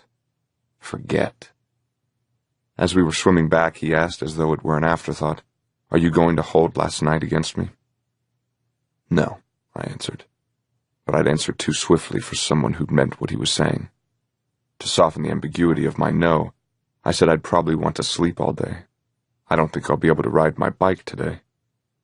Because... He was not asking me a question. He was supplying the answer. Yes, because. It occurred to me that one of the reasons I'd decided not to distance him too quickly was not just to avoid hurting his feelings or alarming him or stirring up an awkward or unwieldy situation at home, but because I was not sure that within a few hours I wouldn't be desperate for him again. When we reached our balcony, he hesitated at the door and then stepped into my room. It took me by surprise. "Take your trunks off." This was strange, but I didn't have it in me to disobey, so I lowered them and got out of them. It was the first time I'd been naked with him in broad daylight. I felt awkward and was starting to grow nervous. "Sit down." I'd barely done as I was told when he brought his mouth to my cock and took it all in. I was hard in no time. "We'll save it for later," he said with a wry smile on his face, and was instantly gone. Was this his revenge on me for presuming to be done with him? But there they went, my self-confidence and my checklist and my craving to be done with him. Great work. I dried myself, put on the pajama bottoms I had worn last night, threw myself on my bed, and didn't wake until Mafalda knocked at my door asking whether I wanted eggs for breakfast. The same mouth that was going to eat eggs had been everywhere last night. As with a hangover, I kept wondering when the sickness would wear off. Every once in a while, sudden soreness triggered a twinge of discomfort and shame. Whoever said the soul and the body met in the pineal gland was a fool. It's the asshole, stupid. When he came down for breakfast, he was wearing my bathing suit. No one would have given it another thought, since everyone was always swapping suits in our house, but this was the first time he'd done so, and it was the same suit I had worn that very dawn when we'd gone for a swim. Watching him wearing my clothes was an unbearable turn-on, and he knew it. It was turning both of us on. The thought of his cock rubbing the netted fabric where mine had rested reminded me how before my very eyes, and after so much exertion, he had finally shot his load on my chest. But what turned me on wasn't this. It was the porousness, the fungibility of our bodies. What was mine was suddenly his, just as what belonged to him could be all mine now. Was I being lured back in? At the table, he decided to sit at my side, and when no one was looking, slipped his foot not on top of, but under mine. I knew my foot was rough from always walking barefoot. His was smooth. Last night, I'd kissed his foot and sucked his toes. Now they were snuggled under my calloused foot, and I needed to protect my protector. He was not allowing me to forget him. I was reminded of a married chatelaine who, after sleeping with a young vassal one night, had him seized by the palace guards the next morning and summarily executed in a dungeon on trumped-up charges, not only to eliminate all evidence of their adulterous night together, and to prevent her young lover from becoming a nuisance now that he thought he was entitled to her favors, but to stem the temptation to seek him out on the following evening. Was he becoming a nuisance, going after me? And what was I to do? Tell my mother? That morning he went into town alone. Post office, Signora Milani, the usual rounds. I saw him pedal down the cypress lane, still wearing my trunks. No one had ever worn my clothes. Perhaps the physical and metaphorical meanings are clumsy ways of understanding what happens when two beings need, not just to be close together, but to become so totally ductile that each becomes the other. To be who I am because of you. To be who he was because of me. To be in his mouth while he was in mine and no longer know whose it was, his cock or mine, that was in my mouth. He was my secret conduit to myself, like a catalyst that allows us to become who we are, the foreign body, the pacer, the graft, the patch that sends all the right impulses, the steel pin that keeps a soldier's bone together, the other man's heart that makes us more us than we were before the transplant. The very thought of this made me suddenly want to drop everything I would do today and run to him.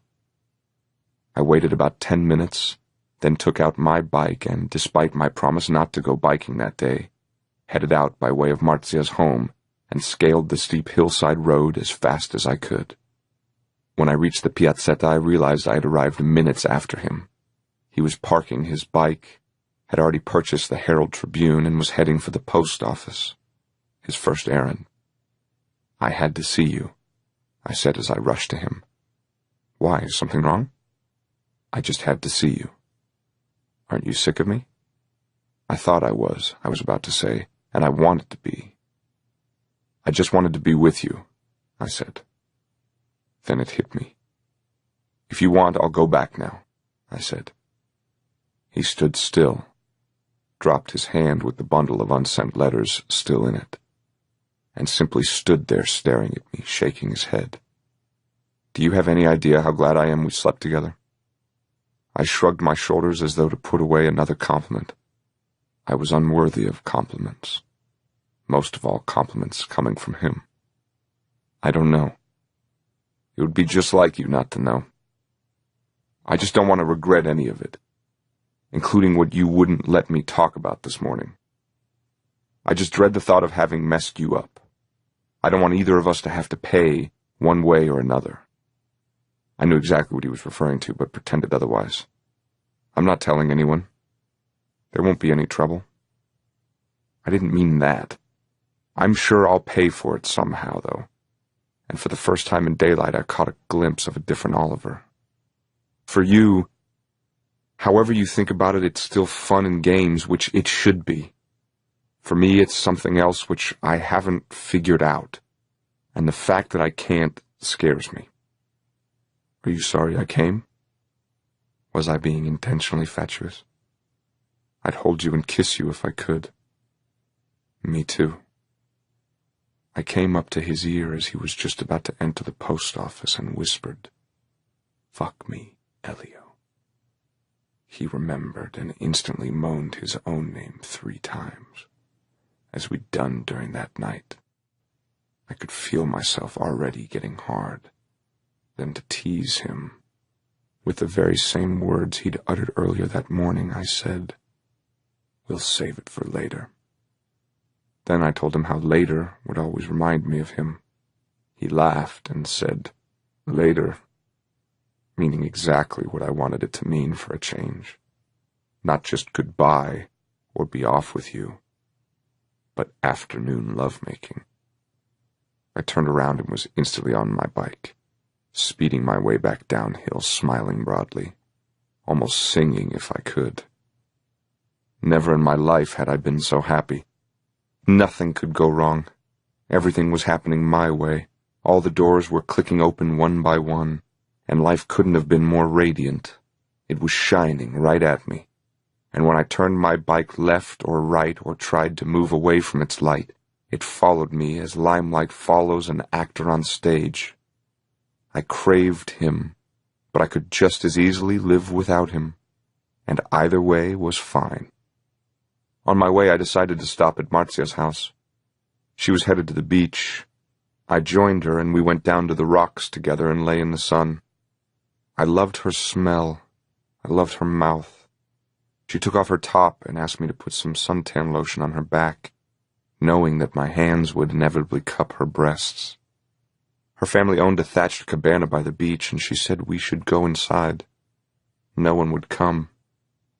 I locked the door from the inside, sat her on the table, took off her bathing suit, and put my mouth where she smelled of the sea. She leaned back and lifted both her legs over my shoulders. How strange, I thought, how each shadowed and screened the other, without precluding the other. Barely half an hour ago I was asking Oliver to fuck me, and now here I was about to make love to Marzia. And yet neither had anything to do with the other except through Elio, who happened to be one and the same person. After lunch, Oliver said he had to go back to B, to hand Signora Milani his latest corrections. He cast an instant glance in my direction, but seeing I hadn't responded, was already on his way. After 2 glasses of wine, I couldn't wait to take a nap. I grabbed 2 huge peaches from the table and took them with me, and kissed my mother along the way. I'd eat them later, I said. In the dark bedroom, I deposited the fruit on the marble tabletop, and then undressed totally. Clean, cool, crisp, starched, sun-washed sheets drawn tight across my bed. God bless you, Mafalda. Did I want to be alone? Yes. One person last night, then again at dawn, then in the morning, another. Now I lay on the sheets as happy as a stiff-grown, newly sprung sunflower filled with listless vigor on this sunniest of summer afternoons.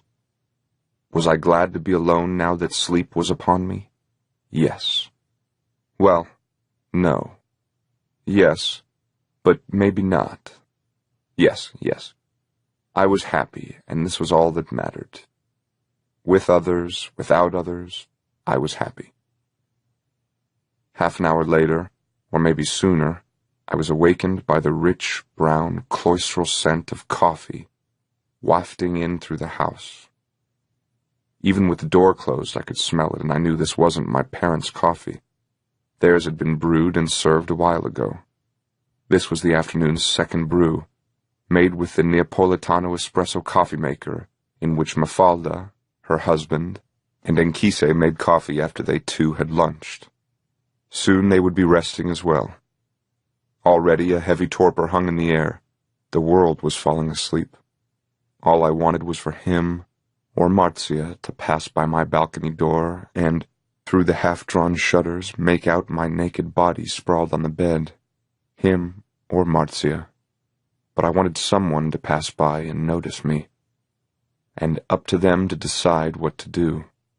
I could go on sleeping, or, if they should sidle up to me, I'd make room for them, and we'd sleep together. I saw one of them enter my room and reach for the fruit, and with the fruit in hand come to my bed and bring it to my hard cock.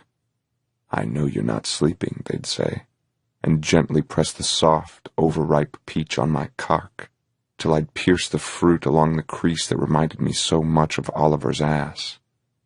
The idea seized me and would not let go.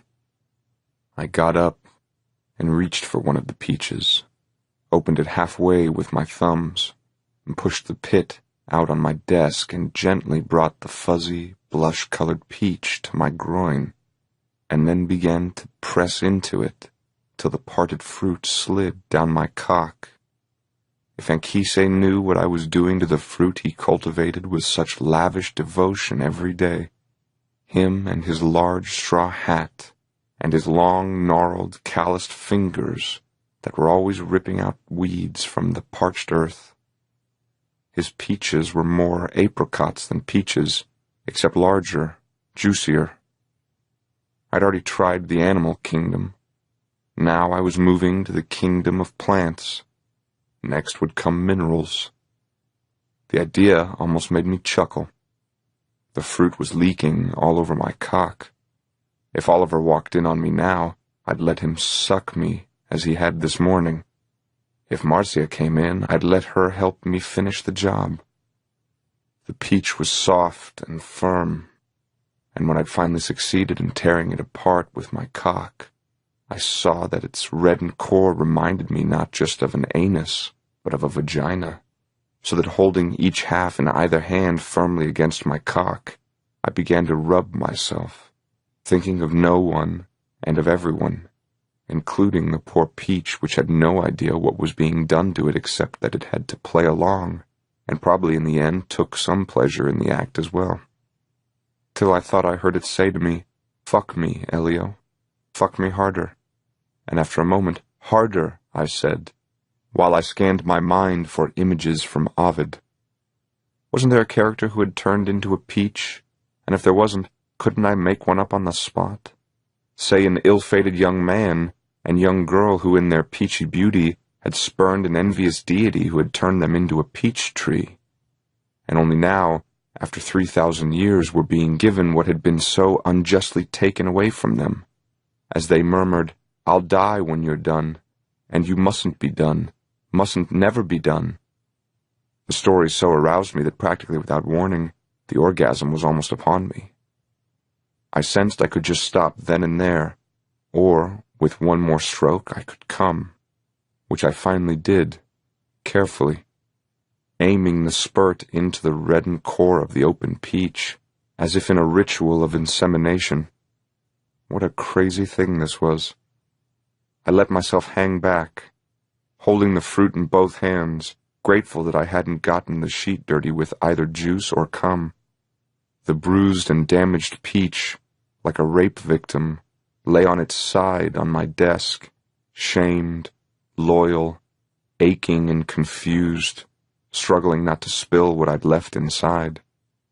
It reminded me that I'd probably looked no different on his bed last night after he'd come inside me for the first time. I put on a tank top but decided to stay naked and get under the sheet. I awoke to the sound of someone unhooking the latch of the shutters and then hooking it back behind him.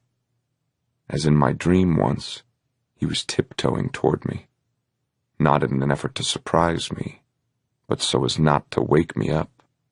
I knew it was Oliver, and with my eyes still closed, raised my arm to him. He grabbed it and kissed it, then lifted the sheet and seemed surprised to find me naked. He immediately brought his lips to where they'd promised to return this morning. He loved the sticky taste.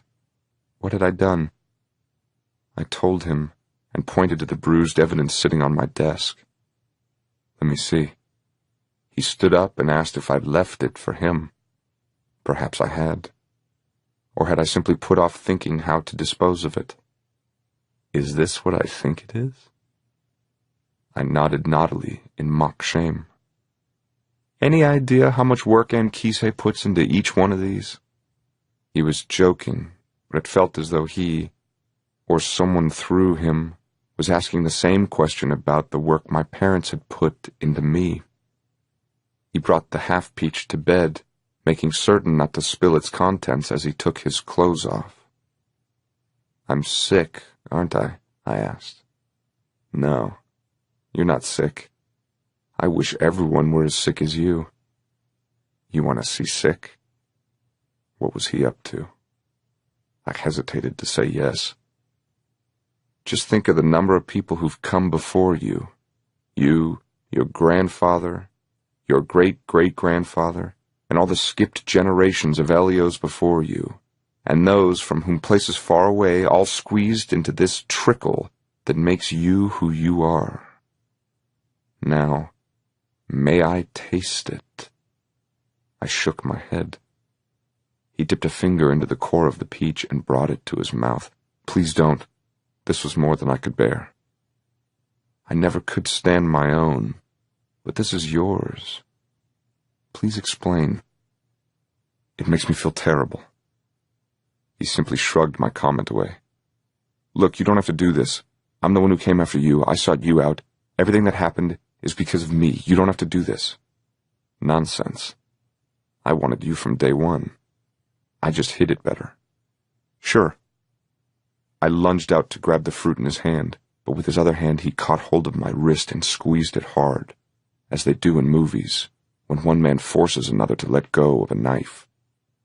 "You're hurting me." "Then let go." I'd watched him put the peach in his mouth and slowly begin to eat it, staring at me so intensely that I thought even love-making didn't go so far. "If you want to just spit it out, it's okay. It's really okay. I promise I won't be offended," I said to break the silence, more than just a last plea. He shook his head. I could tell he was tasting it at that very instant. Something that was mine was in his mouth. More his than mine now.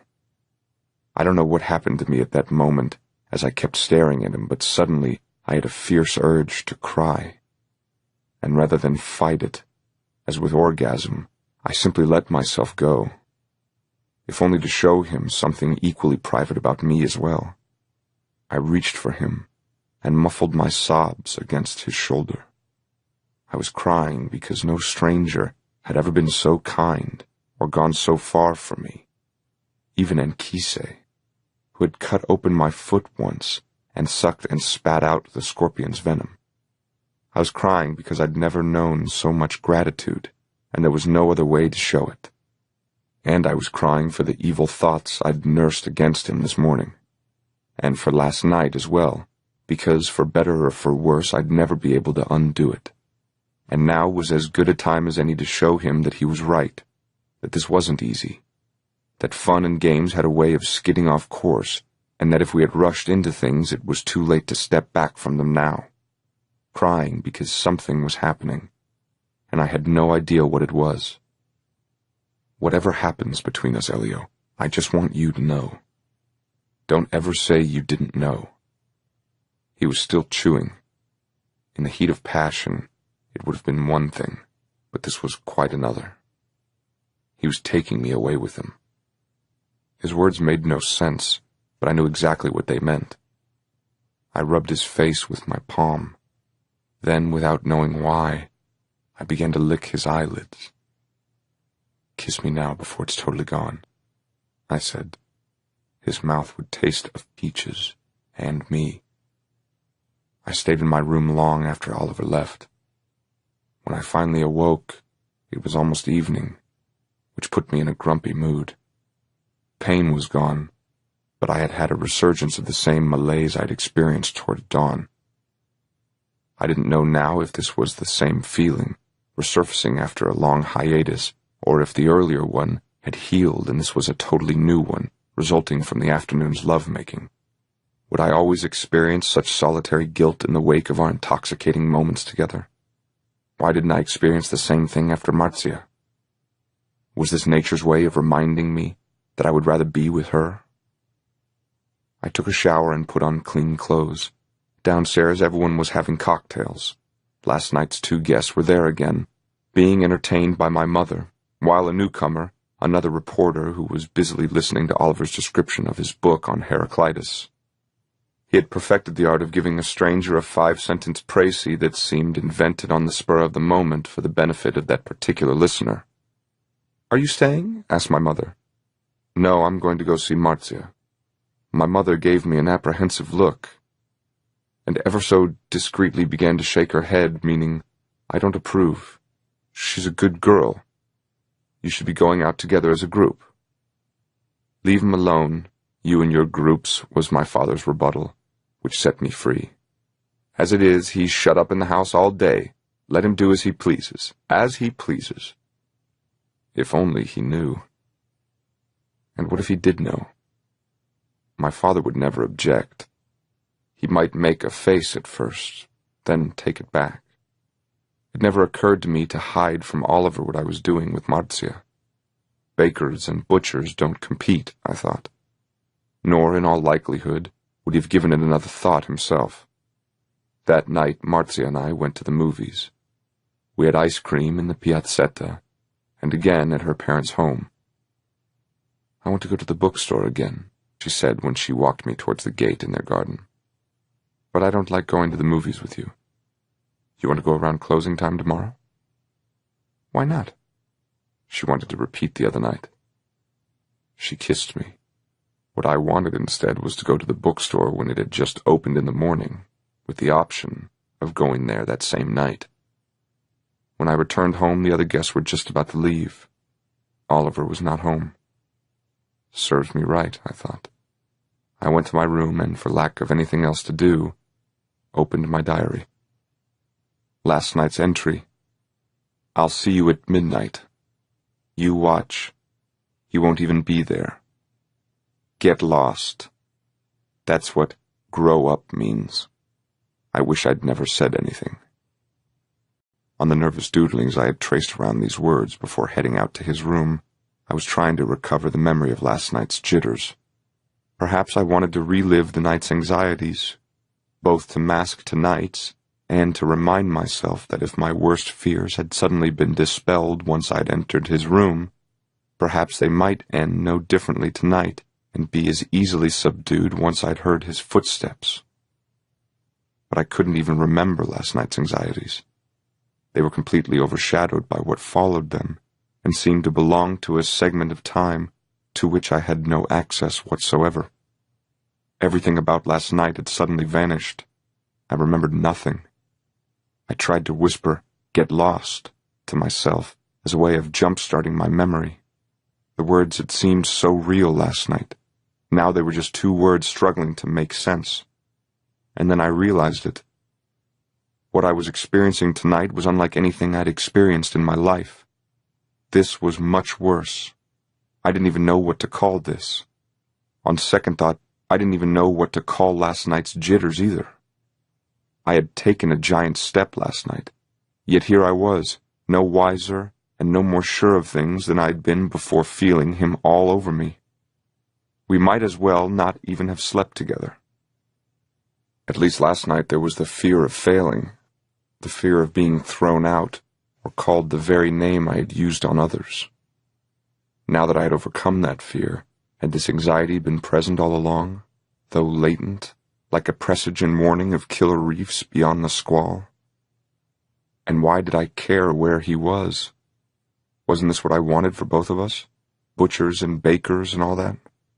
Why feel so unhinged just because he wasn't there, or because he'd given me the slip?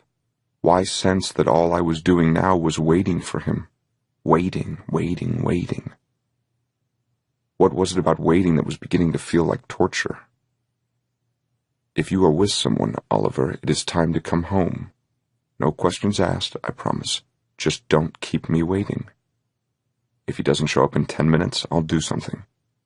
10 minutes later, feeling helpless, and hating myself for feeling helpless, I resolved to wait another, this time for real, 10 minutes. 20 minutes later, I couldn't stand it any longer. I put on a sweater, walked off the balcony, and came downstairs. I'd go to B, if I had to, and check for myself.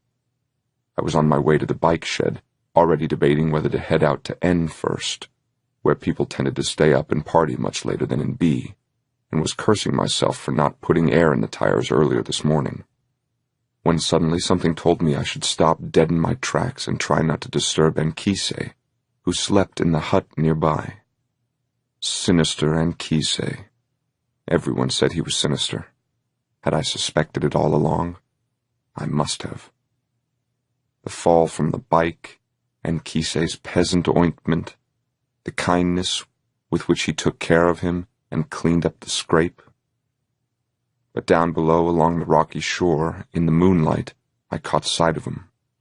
He was sitting on one of the higher rocks, wearing his sailor's white and blue striped sweater, with the buttons always undone along his shoulder, which he'd purchased in Sicily early that summer. He was doing nothing, just hugging his knees, listening to the ripples lap against the rocks below him. Looking at him now from the balustrade, I felt something so tender for him that it reminded me of how eagerly I'd rushed to B to catch him before he'd even made it to the post office. This was the best person I'd ever known in my life. I had chosen him well.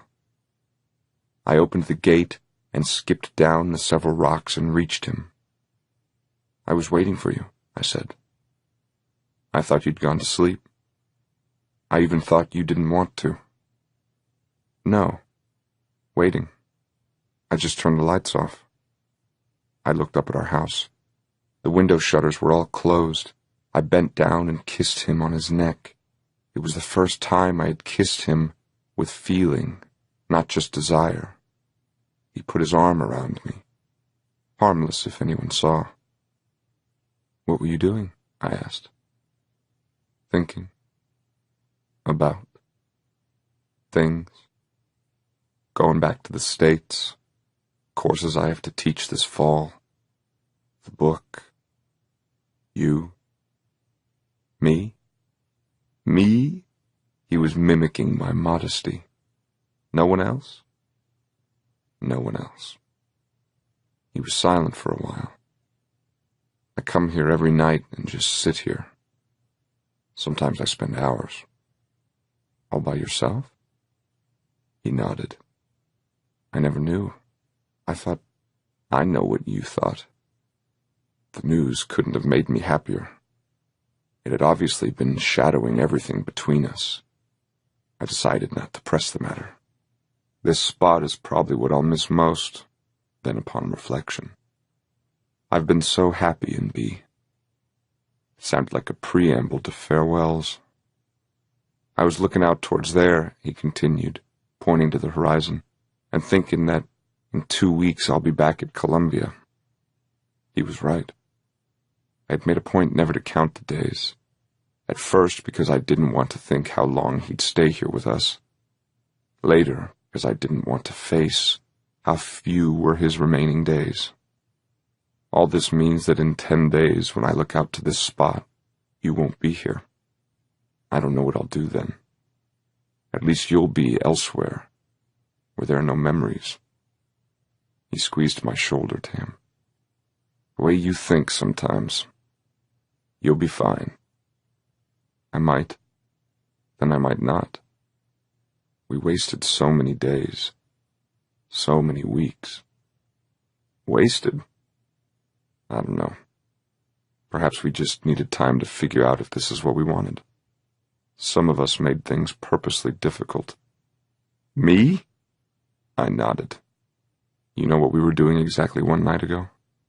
He smiled. "I don't know how I feel about that.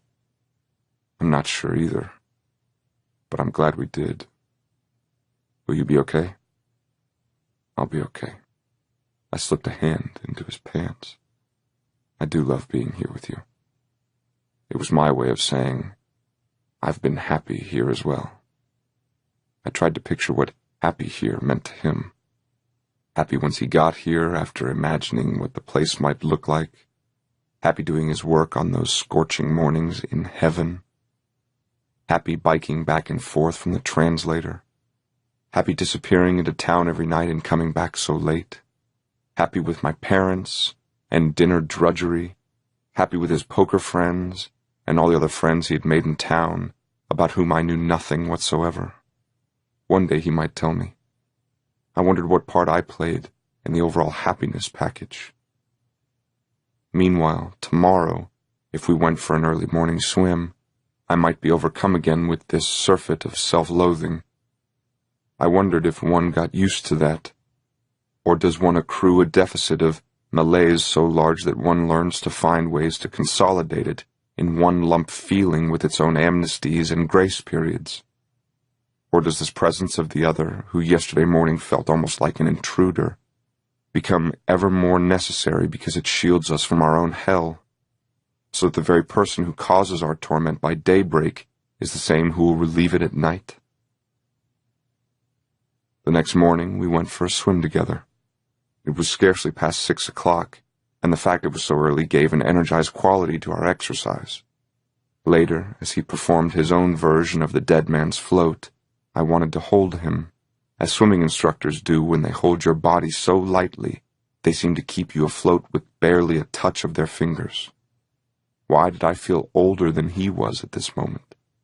I wanted to protect him from everything this morning, from the rocks, from the jellyfish, now that jellyfish season was upon us, from Anchises, whose sinister leer, as he'd trundle into the garden to turn on the sprinklers, constantly pulling out weeds wherever he'd turned, even when it rained, even when he spoke to you, even when he threatened to leave us, seemed to tease out every secret you thought you'd neatly buried from his gaze. "How are you?" I asked, mimicking his question to me yesterday morning. "You should know." At breakfast, I couldn't believe what seized me, but I found myself cutting the top of his soft-boiled egg before Mafalda intervened, or before he had smashed it with his spoon. I had never done this for anyone else in my life, and yet here I was making certain that not a speck of the shell fell into his egg. He was happy with his egg. When Mafalda brought him his daily polpo, I was happy for him. Domestic bliss. Just because he'd let me be his top last night. I caught my father staring at me as I finished slicing off the top of his second soft-boiled egg. "Americans never know how to do it," I said. "I'm sure they have their way," he said.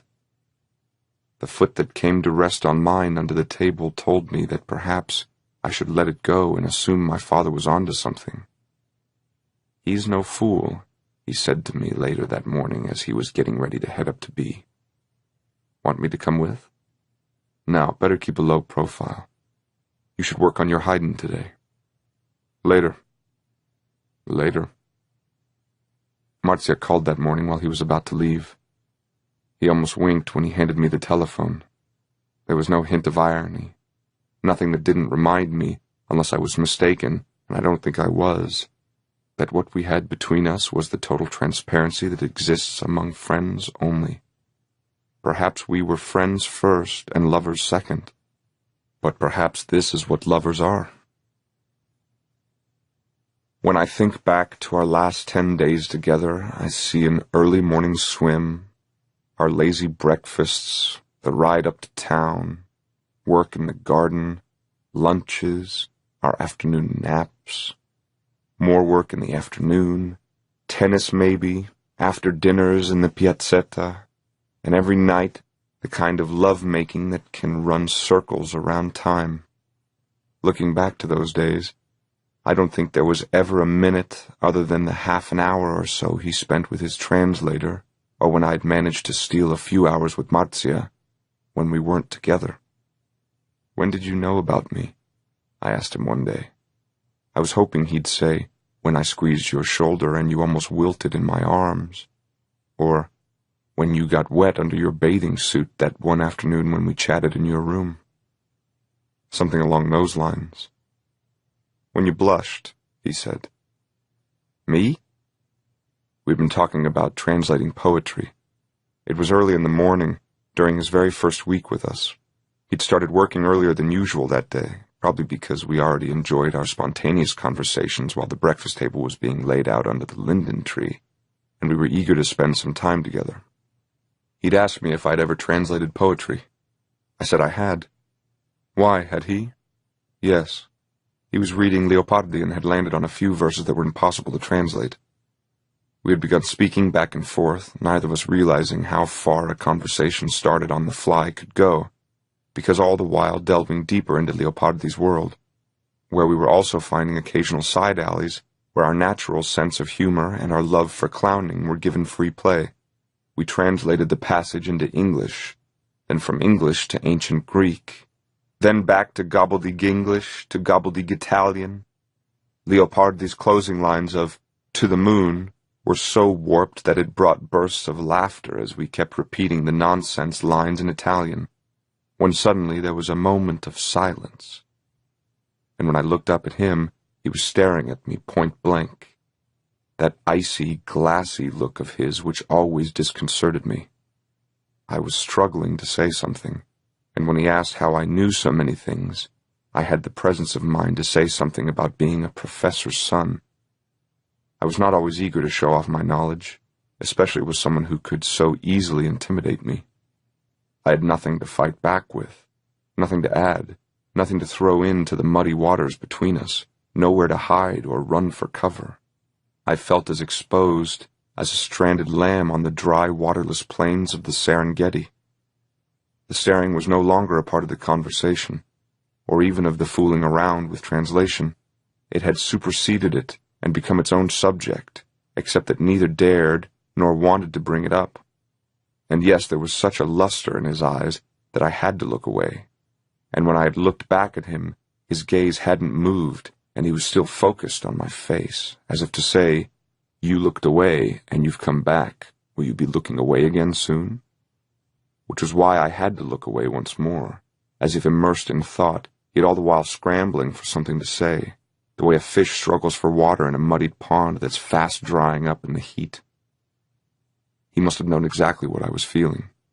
What made me blush in the end was not the natural embarrassment of the moment when I could tell he'd caught me trying to hold his gaze, only to let mine scamper to safety. What made me blush was the thrilling possibility, unbelievable as I wanted it to remain, that he might actually like me, and that he liked me in just the way I liked him. For weeks I had mistaken his stare for barefaced hostility. I was wide of the mark. It was simply a shy man's way of holding someone else's gaze. We were, it finally dawned on me, the two shyest persons in the world. My father was the only one who had seen through him from the very start. "Do you like Leopardi?" I asked, break the silence, but also to suggest that it was the topic of Leopardi that had caused me to seem somewhat distracted during a pause in our conversation. "Yes, very much. I like him very much, too." I'd always known I wasn't speaking about Leopardi. The question was, did he? "I knew I was making you uncomfortable, but I just had to make sure." "So you knew all this time?" "Let's just say I was pretty sure." In other words, it had started just days after his arrival. Had everything since been pretense, then? And all these swings between friendship and indifference, what were they? His and my way of keeping stealthy tabs on each other while disclaiming that we were? Or were they simply as cunning a way as any to stave off each other, hoping that what we felt was indeed genuine indifference? "Why didn't you give me a sign?" I said. "I did. At least I tried." "When?" "After tennis once. I touched you, as a way of showing I liked you, but the way you reacted made me feel as I'd almost molested you. I decided to keep my distance." Our best moments were in the afternoon. After lunch, I'd go upstairs for a nap just when coffee was about to be served. Then, when the lunch guests had left, or slunk away to rest in the guest house, my father would either retire to his study or steal a nap with my mother. By 2 in the afternoon, an intense silence would settle over the house. Over the world, it seemed, interrupted here and there, either by the cooing of doves or by Anchise's hammer when he was working on his tools and was trying not to make too much noise. I liked hearing him work in the afternoon, and even when his occasional banging or sawing woke me up, or when the knife grinder would start his whetstone running every Wednesday afternoon, it left me feeling as restful and at peace with the world as I would feel years later on hearing a distant foghorn off Cape Cod in the middle of the night. Oliver liked to keep the windows and shutters wide open in the afternoon, with just the swelling sheer curtains between us and life beyond, because it was a crime to block away so much sunlight and keep such a landscape from view, especially when you didn't have it all life long, he said. Then the rolling fields of the valley leading up to the hills seemed to sit in a rising mist of olive green. Sunflowers, grapevines, swatches of lavender, and those squat and humble olive trees stooping like gnarled, aged scarecrows, gawking through our window as we lay naked on my bed. The smell of his sweat, which was the smell of my sweat. And next to me, my man-woman, whose man-woman I was, and all around us Mafalda's chamomile-scented laundry detergent, which was the scent of the torrid afternoon world of our house. I look back on those days and regret none of it. Not the risks, not the shame, not the total lack of foresight. The lyric cast of the sun, the teeming fields with tall plants nodding away under the intense mid-afternoon heat, the squeak of our wooden floors, or the scrape of the clay ashtray pushed ever so slightly on the marble slab that used to sit on my nightstand. I knew that our minutes were numbered, but I didn't dare count them, just as I knew where all of this was headed, but didn't care to read the signposts. This was a time when I intentionally failed to drop breadcrumbs for my return journey. Instead, I ate them. He could turn out to be a total creep. He could change me or ruin me forever, while time and gossip might ultimately disembowel everything we shared and trim the whole thing down till nothing but fish bones remained. I might miss this day, or I might do far better, but I'd always know that on those afternoons in my bedroom, I'd held my moment. One morning, though, I awoke and saw the whole of B, overborne by dark, lowering clouds racing across the sky. I knew exactly what this spelled. Autumn was just around the corner. A few hours later, the clouds totally cleared, and the weather, as though to make up for its little prank, seemed to erase every hint of fall from our lives and gave us one of the most temperate days of the season. But I had heeded the warning, and as is said of juries who have heard inadmissible evidence before it is stricken from the record, I suddenly realized that we were on borrowed time, that this time is always borrowed, and that the lending agency exacts its premium precisely when we are least prepared to pay and need to borrow more. Suddenly, I began to take mental snapshots of him, picked up the breadcrumbs that fell off our table and collected them for my hideaway, and, to my shame, drew lists. The rock, the berm, the bed, the sound of the ashtray. The rock, the berm, the bed. I wished I were like those soldiers in films who run out of bullets and toss away their guns as though they would never again have any use for them, or like runaways in the desert who, rather than ration the water in the ground, yield to thirst and swill away, then drop their gourd in their tracks. Instead, I squirreled away the small things so that in the lean days ahead, glimmers from the past might bring back the warmth. I began reluctantly to steal from the present to pay off debts I knew I'd incur in the future. This, I knew, was as much a crime as closing the shutters on sunny afternoons. But I also knew that in Mafalda's superstitious world, anticipating the worst was a sure way of preventing it from happening. When we went on a walk one night, and he told me that he'd soon be heading back home, I realized how futile my alleged foresight had been. Bombs never fall on the same spot. This one, for all my premonitions, fell exactly in my hideaway. Oliver was leaving for the States the second week of August. A few days into the month, he said he wanted to spend 3 days in Rome and use that time to work on the final draft of his manuscript with his Italian publisher. Then he'd fly directly home. Would I like to join him? I said yes. Shouldn't I ask my parents first? No need. They never said no. Yes, but wouldn't they? They wouldn't. On hearing that Oliver was leaving earlier than anticipated and would spend a few days in Rome, my mother asked, with Il Cowboy's permission, of course, if I might accompany him. My father was not against it. My mother helped me pack. Would I need a jacket in case the publisher wished to take us out to dinner? There'd be no dinner. Besides, why would I be asked to join?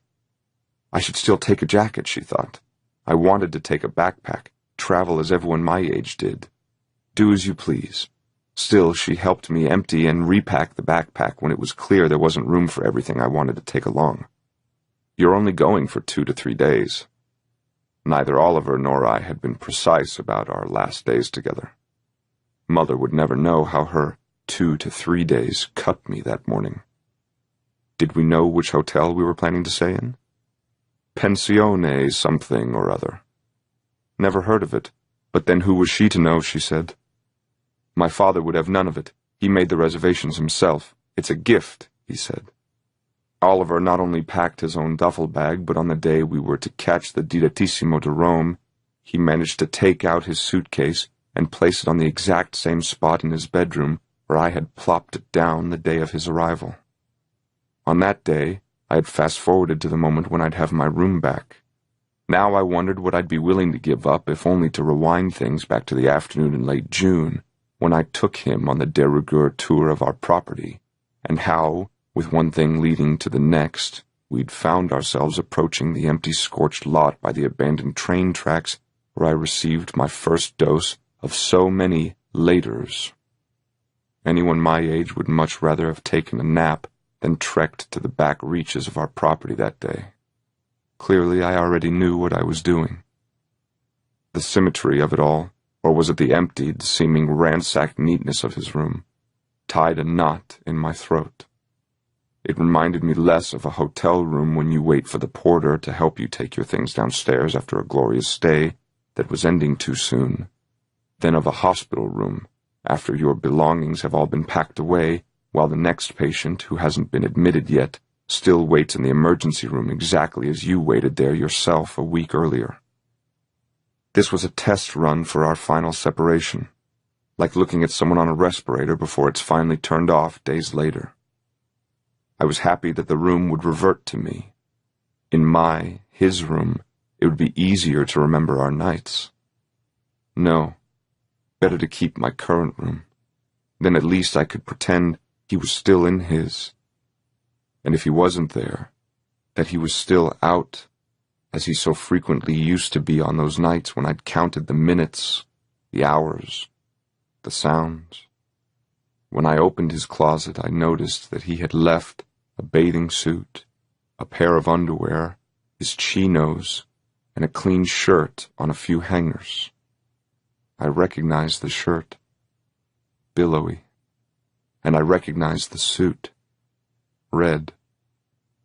This was for when he'd gone swimming one last time this morning. "I must tell you about this bathing suit," I said when I closed his closet door. "Tell me what?" "I'll tell you on the train." But I told him all the same, "Just promise to let me keep it after you're gone." "That's all?" "Well, wear it a lot today. And don't swim in it." Sick and twisted. Sick and twisted, and very, very sad. I've never seen you like this. I want billowy too, and the espadrilles, and the sunglasses, and you. On the train I told him about the day we thought he'd drowned, and how I was determined to ask my father to round up as many fishermen as he could to go look for him, and when they found him, to light a pyre on our shore, while I grabbed Mafalda's knife from the kitchen and ripped out his heart, because that heart and his shirt were all I'd ever have to show for my life. A heart and a shirt. His heart wrapped in a damp shirt, like Anchise's fish. Part 3. The San Clemente Syndrome. We arrived at Stazione Termini around 7 p.m. on a Wednesday evening. The air was thick and muggy, as if Rome had been awash in a rainstorm that had come and gone and relieved none of the dampness. With dusk scarcely an hour away, the street lights glistened through dense halos, while the lighted storefronts seemed doused in gleaming colors of their own invention. Dampness clung to every forehead and every face. I wanted to caress his face. I couldn't wait to get to our hotel and shower and throw myself on the bed, knowing all the while that unless we had good air conditioning, I'd be no better off after the shower. But I also loved the languor that sat upon the city, like a lover's tired and unsteady arm resting on your shoulders. Maybe we'd have a balcony. I could use a balcony, sit on its cool marble steps and watch the sun set over Rome. Mineral water, or beer, and tiny snacks to munch on. My father had booked us one of the most luxurious hotels in Rome. Oliver wanted to take the first taxi. I wanted to take a bus instead. I longed for crowded buses. I wanted to go into a bus, wedge my way into the sweating mass of people, with him pushing his way behind me. But seconds after hopping on the bus, we decided to get out. This was too real, we joked. I backed out through the incoming press of infuriated homegoers who couldn't understand what we were doing. I managed to step on a woman's foot. "E non chiede manco scusa, doesn't even say he's sorry," she hissed to those around her who had just jostled their way into the bus and were not letting us squeeze out. Finally, we hailed a cab. Noting the name of our hotel and hearing us speak English, the cabbie proceeded to make several unexplained turns. Inutile prendere tante scocciature. No need for so many shortcuts. We're in no rush, I said in Roman dialect. To our delight, the larger of our adjoining bedrooms had both a balcony and a window, and when we opened the French windows, the glistening domes of numberless churches reflected the sunset in the vast, unencumbered vista below us. Someone had sent us a bunch of flowers and a bowl filled with fruit. The note came from Oliver's Italian publisher. Come to the bookstore around 8:30. Bring your manuscript. There's a party for one of our authors. Ti aspettiamo. We're awaiting you. We had not planned on doing anything except going for dinner and wander the streets afterward. Am I invited, though? I asked, feeling a tad uncomfortable. You are now, he replied. We picked at the bowl of fruit sitting by the television cabinet and peeled figs for each other. He said he was going to take a shower. When I saw him naked, I immediately got undressed as well. Just for a second, I said, as our bodies touched, for I loved the dampness that clung all over his. I wish you didn't have to wash. His smell reminded me of Marzia's, and how she too always seemed to exude that brine of the seashore on those days when there isn't a breeze on the beaches and all you smell is the raw ashen scent of scalding sand. I loved the salt of his arms, of his shoulders, along the ridges of his spine. They were still new to me. If we lie down now, there'll be no book party, he said. These words, spoken from a height of bliss it seemed no one could steal from us, would take me back to this hotel room and to this damp Ferragosto evening as both of us leaned stark naked with our arms on the windowsill, overlooking an unbearably hot Roman late afternoon, both of us still smelling of the stuffy compartment on the southbound train that was probably nearing Naples by now, and on which we'd slept, my head resting on his in full view of the other passengers. Leaning out into the evening air, I knew that this might never be given to us again, and yet I couldn't bring myself to believe it. He too must have had the same thought as we surveyed the magnificent cityscape, smoking and eating fresh figs, shoulder to shoulder, each wanting to do something to mark the moment, which was why, yielding to an impulse that couldn't have felt more natural at the time, I let my left hand rub his buttocks, and then began to stick my middle finger into him as he replied, "You keep doing this, and there's definitely no party." I told him to do me a favor and keep staring out the window, but to lean forward a bit, until I had a brainstorm once my entire finger was inside him. We might start, but under no condition would we finish. Then we'd shower and go out and feel like two exposed live wires giving off sparks each time they so much as flicked each other. Look at old houses and want to hug each one. Spot a lamppost on a street corner and like a dog want to spray it. Pass an art gallery and look for the hole in the nude. Cross a face that did no more than smile our way and already initiate moves to undress the whole person and ask her or him or both, if they were more than one, to join us for drinks, for dinner, for anything. Find Cupid anywhere in Rome because we'd clipped one of his wings and he was forced to fly in circles. We had never taken a shower together. We had never even been in the same bathroom together. "Don't flush," I said. "I want to look." What I saw brought out strains of compassion for him, for his body, for his life, which suddenly seemed so frail and vulnerable. "Our bodies won't have secrets now," I said as I took my turn and sat down. He'd hopped into the bathtub and was just about to turn on the shower. "I want you to see mine," I said. He did more. He stepped out, kissed me on the mouth, and pressing and massaging my tummy with the flat of his palm, watched the whole thing happen. I wanted no secrets, no screens, nothing between us. Little did I know that if I relished the gust of candor that bound us tighter each time we swore, "My body is your body," it was also because I enjoyed rekindling the tiny lantern of unsuspected shame. cast a spare glow precisely where part of me would have preferred the dark. Shame trailed instant intimacy. Could intimacy endure once indecency was spent and our bodies had run out of tricks? I don't know that I asked the question, just as I am not sure I am able to answer it today. Was our intimacy paid for in the wrong currency? Or is intimacy the desired product no matter where you find it, how you acquire it, what you pay for it? Black market, gray market, taxed, untaxed, under the table, over the counter? All I knew was that I had nothing left to hide from him. I had never felt freer or safer in my life. We were alone together for 3 days. We knew no one in the city. I could be anyone, say anything, do anything. I felt like a war prisoner who's suddenly been released by an invading army and told that he can start heading home now.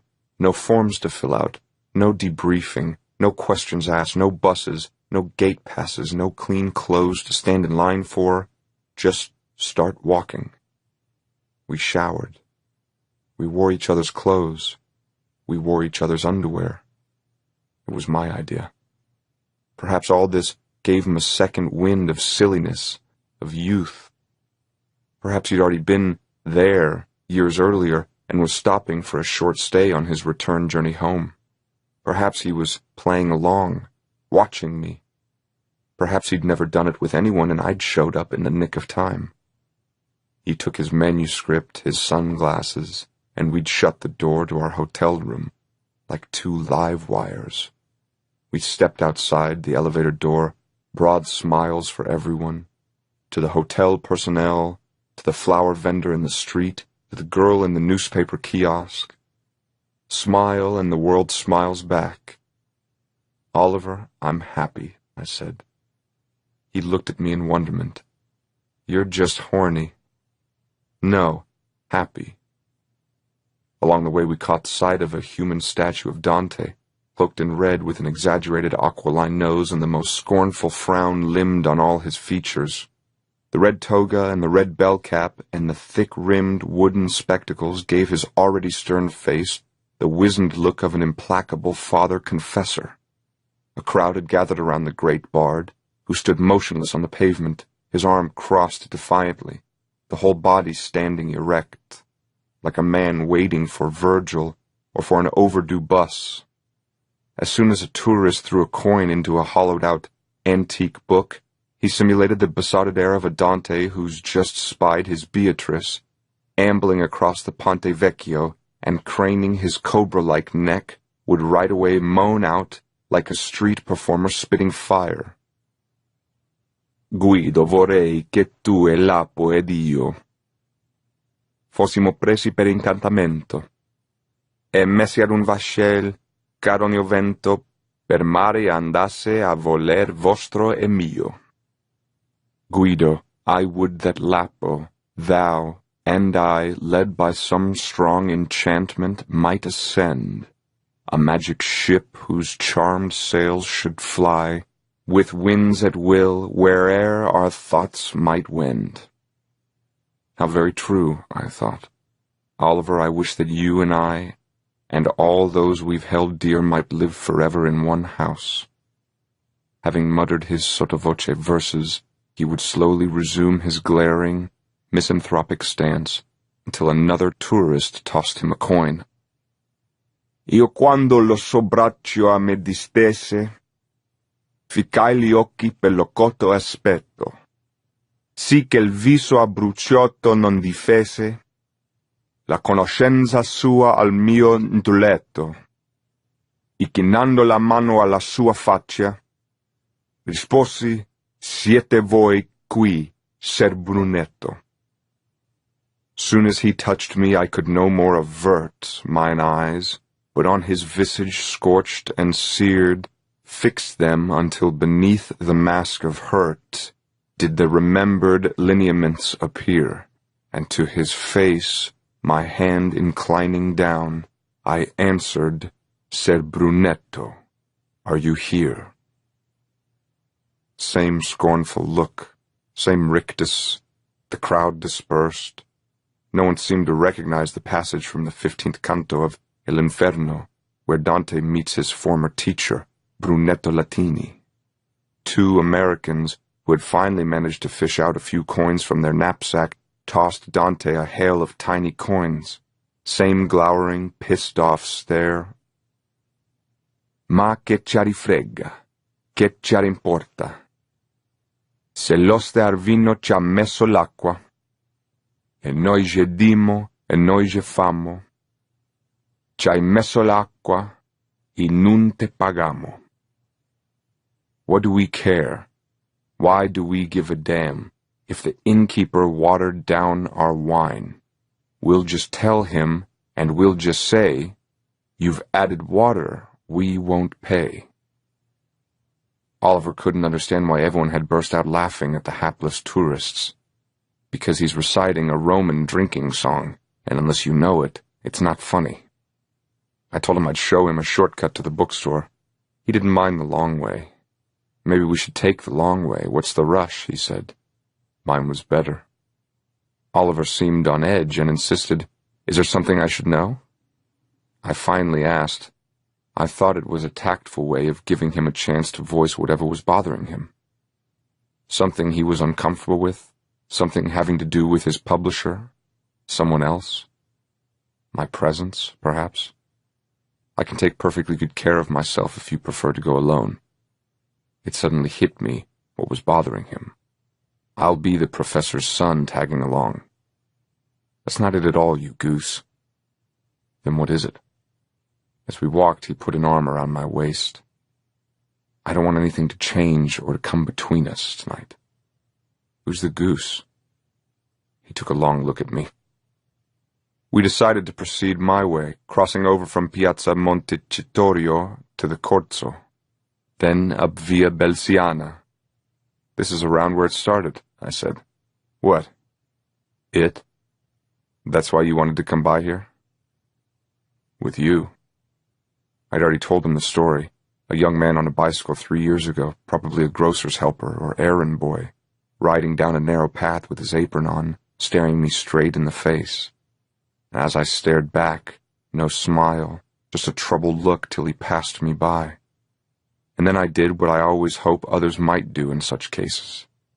I waited a few seconds, then turned around. He had done the exact same thing. I didn't come from a family where you speak to strangers. He clearly did. He whisked the bicycle around and pedaled until he caught up with me. A few insignificant words uttered to make light conversation. How easily it came to him. Questions, questions, questions, just to keep the words flowing, while I didn't even have breath to utter yes or no. He shook my hand, but clearly as an excuse to hold it, then put his arm around me and pressed me into him, as if we were sharing a joke that had made us laugh and drawn us closer. Did I want to get together in a nearby movie house, perhaps? I shook my head. Did I want to follow him to the store? Boss was most likely gone by this time in the evening. Shook my head again. Are you shy? I nodded. All this without letting go of my hand, squeezing my shoulder, rubbing the nape of my neck with a patronizing and forgiving smile, as if he'd already given up, but wasn't willing to call it quits just yet. Why not? He kept asking. I could have. Easily. I didn't. I turned down so many. Never went after anyone. You went after me. You let me. Via Fratina, Via Borgognona, Via Condotti, Via delle Carrozze, della Croce, Via Vittoria. Suddenly I loved them all. As we approached the bookstore, Oliver said I should go along. He'd just make a quick local phone call. He could have called from the hotel. Perhaps he needed privacy. So I kept walking, stopping at a local bar to buy cigarettes. When I reached the bookstore with its large glass door and 2 clay Roman busts sitting on 2 seemingly antique stumps, I suddenly got nervous. The place was packed, and through the thick glass door with spare bronze trimming around it, you could make out a throng of adults, all of them eating what appeared to be petit fours. Someone inside saw me peering into the store and signaled me to come in. I shook my head, indicating with a hesitant index finger that I was waiting for someone who was just coming up the road there. But the owner, or his assistant, like a club manager, without stepping down on the sidewalk, pushed the glass door wide open with his arm totally extended and held it there, almost ordering me to come in. "Venga, Su, venga," he said, the sleeves of his shirt rakishly rolled up to his shoulders. The reading had not yet started, but the bookstore was filled to capacity, everyone smoking, chatting loudly, leafing through new books, each holding a tiny plastic cup with what looked like Scotch whiskey. Even the upstairs gallery, whose banister was lined with the bare elbows and forearms of women, was tightly packed. I recognized the author right away. He was the same man who had signed both Marzia's and my copy of his poems, Se l'amore. He was shaking several hands.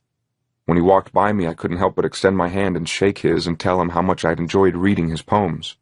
How could I have read his poems if the book wasn't even out yet?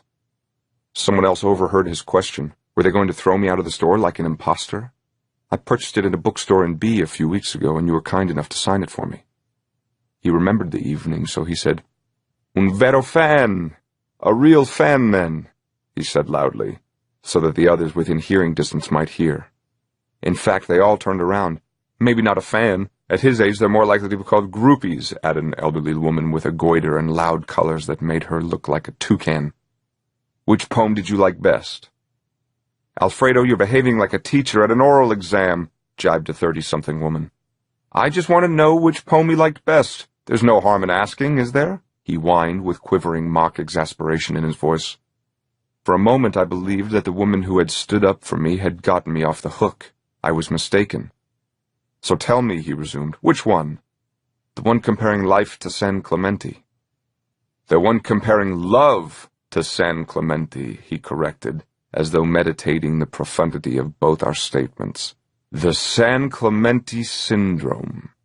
The poet stared at me. "And why?" "My God, just leave the poor boy alone, will you?" "Here," interrupted another woman who had overheard my other advocate. She grabbed a hold of my hand. "I'll lead you to the food so that you can get away from this monster with an ego the size of his feet. Have you seen how big his shoes are? Alfredo, you really should do something about your shoes," she said from across the crowded bookstore. "My shoes? What's wrong with my shoes?" asked the poet. "They are too big. Don't they look huge?" she was asking me. "Poets can't have such big feet." "Leave my feet alone." Someone else took pity on the poet. "Don't mock his feet, Lucia. There's nothing wrong with his feet. A pauper's feet.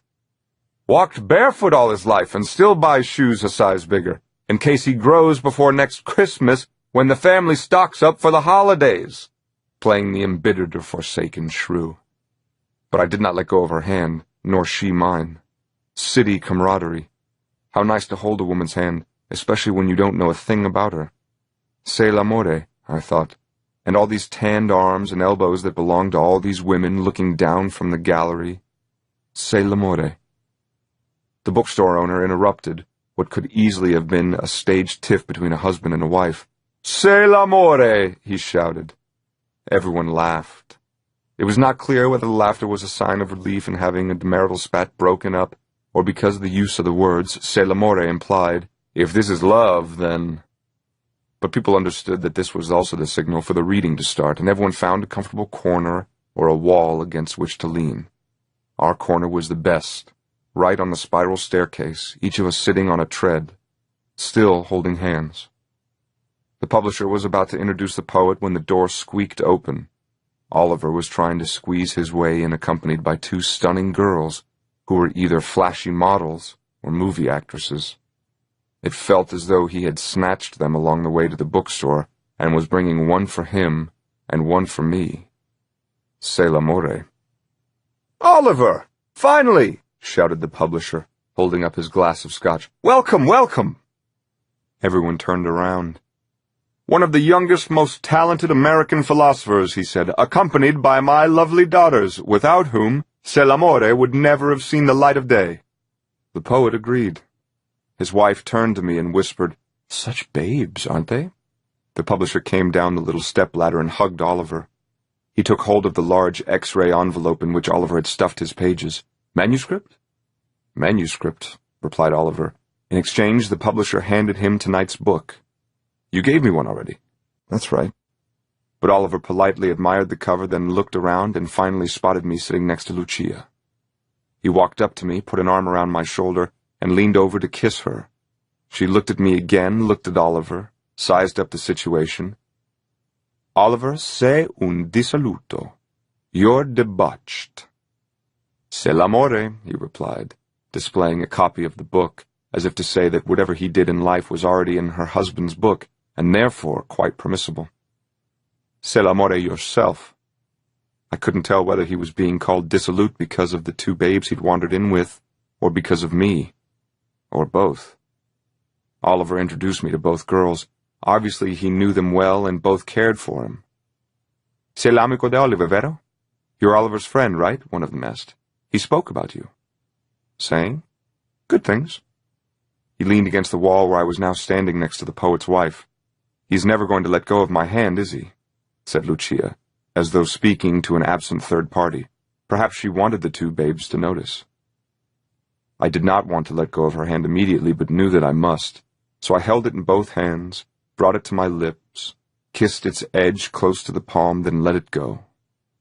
It was, I felt, as though I'd had her for an entire afternoon and was now releasing her to her husband as one releases a bird whose broken wing had taken forever to mend. C'est l'amore, she said, all the while shaking her head to simulate a reprimand. No less dissolute than the other, just sweeter. I leave him to you. One of the daughters gave a forced giggle. We'll see what we can do with him. I was in heaven. She knew my name. Hers was Amanda, her sister Adele. There's a third one, too, said Amanda, making light of their number. She should already be around here somewhere. The poet cleared his throat. The usual words of thanks to everyone, last but not least, to the light of his eyes, Lucia. Why she puts up with him. Why ever does she? Hissed the wife with a loving smile aimed at the poet. Because of his shoes, he said. There. Get on with it, Alfredo, said the goitered toucan. C'est l'amore. C'est l'amore is a collection of poems based on a season in Thailand teaching Dante.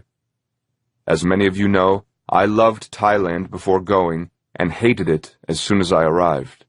Let me rephrase. I hated it once I was there and loved it as soon as I left. Laughter. Drinks were being passed around. In Bangkok, I kept thinking of Rome. What else?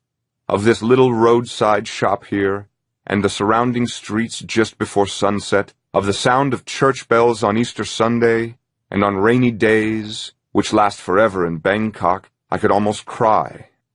Lucia, Lucia, why didn't you ever say no when you knew how much I'd miss you on these days that made me feel more hollow than Ovid, when they sent him to that misbegotten outpost where he died? I left a fool and came back no wiser. The people of Thailand are beautiful, so loneliness can be a cruel thing when you've had a bit to drink and are on the verge of touching the first stranger that comes your way. They're all beautiful there, but you pay for a smile by the shot glass. He stopped as though to collect his thoughts. I called these poems Tristia. Tristia took the better part of 20 minutes. Then came the applause. The word one of the two girls used was forte, molto forte. Goitered toucan turned to another woman who had never stopped nodding at almost every syllable spoken by the poet, and who now kept repeating, straordinario, fantastico. The poet stepped down, took a glass of water, and held his breath for a while, to get rid of the bad case of hiccups. I had mistaken his hiccups for suppressed sobs. The poet, looking into all the pockets of his sports jacket and coming out empty, joined his index and middle finger tightly together, and waving both fingers next to his mouth, signaled to the bookstore owner that he wanted to smoke and maybe mingle for a couple minutes. Straordinario fantastico, who intercepted his signal, instantly produced her cigarette case. Stasera non dormo. Tonight I won't be able to sleep on the wages of poetry, she said, blaming his poetry for what was sure to be a night of throbbing insomnia. By now everyone was sweating, and the greenhouse atmosphere both inside and outside the bookstore had become unbearably sticky. "For the love of God, open the door," cried the poet to the owner of the bookstore. "We're suffocating in here." Mr. Wenger took out a tiny wedge of wood, opened the door, and prodded it in between the wall and the bronze frame. "Better?" he asked deferentially. "No, but at least we know the door's open." Oliver looked at me, meaning, "Did you like it?" I shrugged my shoulders like someone reserving judgment for later. But I was not being sincere. I liked it a lot. Perhaps what I liked far more was the evening. Everything about it thrilled me. Every glance that crossed my own came like a compliment, or like an asking, and a promise that simply lingered in midair between me and the world around me.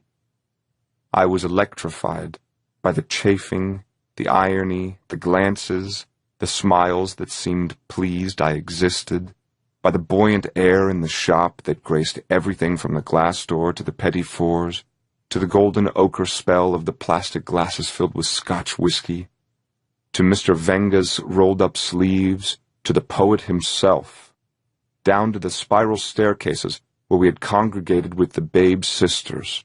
All seemed to glow with a luster at once spellbound and aroused.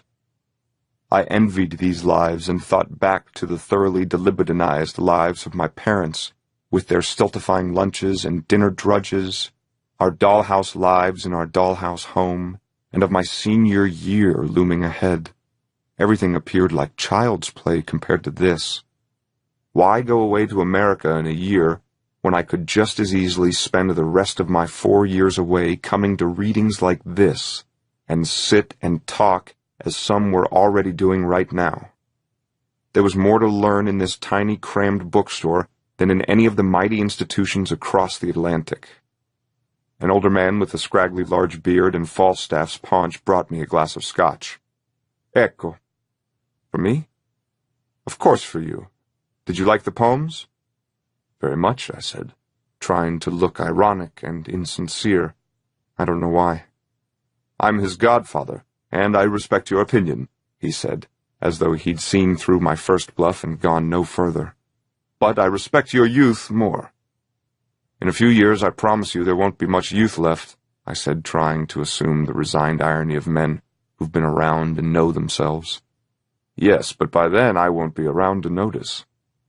Was he hitting on me? "So take it," he said, offering me the plastic cup. I hesitated before accepting. It was the same brand of scotch my father drank at home. Lucia, who had caught the exchange, said, "Tanto, one scotch more or less won't make you any less dissolute than you already are." "I wish I were dissolute," I said, turning to her and ignoring Falstaff. "Why? What's missing in your life?" What's missing in my life? I was going to say everything, but corrected myself. Friends. The way everyone seems to be fast friends in this place. I wish I had friends like yours, like you. There'll be plenty of time for these friendships. Would friendship save you from being dissoluto? The word kept coming back like an accusation of a deep and ugly fault in my character. I wish I had one friend I wasn't destined to lose. She looked at me with a pensive smile. You're speaking volumes, my friend, and tonight we're doing short poems only. She kept looking at me. I feel for you. She brought her palm in a sad and lingering caress to my face, as if I had suddenly become her child. I loved that too. You're too young to know what I'm saying, but one day soon I hope we'll speak again, and then we'll see if I'm big enough to take back the word I used tonight. Scherzavo. I was only joking. Kiss to my cheek. What a world this was. She was more than twice my age, but I could have made love to her this minute and wept with her. Are we toasting or what? Someone shouted in another corner of the shop. There was a melee of sounds. Then it came, a hand on my shoulder. It was Amanda's, and another on my waist. Oh, I knew that other hand so well. May it never let go of me tonight. I worship every finger on that hand, every nail you bite on every one of your fingers, my dear, dear Oliver. Don't let go of me yet, for I need that hand there. A shudder ran down my spine. And I'm Ada, someone said almost by way of apology, as though aware she'd taken far too long to work her way to our end of the store and was now making it up to us by letting everyone in our corner know that she was the Ada everyone had surely been speaking about.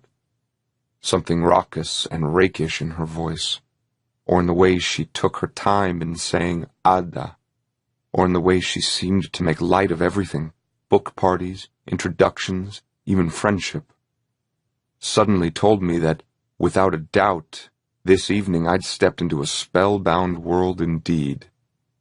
I'd never traveled in this world, but I loved this world, and I would love it even more once I learned how to speak its language, for it was my language, a form of address where our deepest longings are smuggled in banter, not because it's safer to put a smile on what we fear may shock, but because the inflections of desire, of all desire in this new world I'd stepped into, could only be conveyed in play.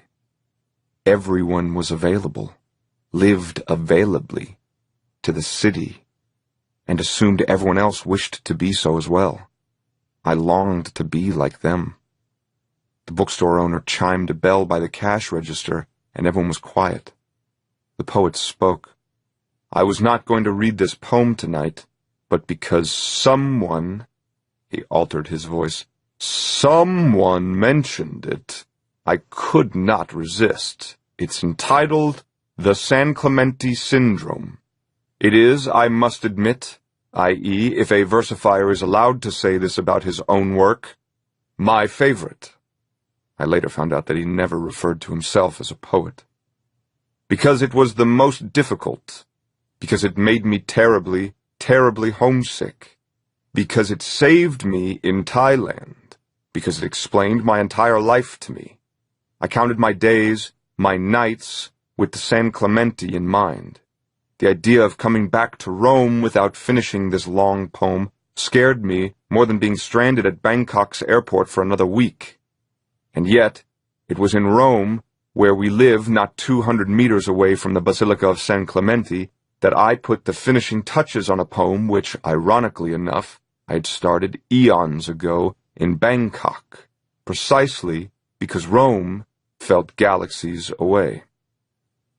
As he read the long poem, I began to think that, unlike him, I'd always found a way to avoid counting the days. We were leaving in 3 days, and that whatever I had with Oliver was destined to go up in thin air.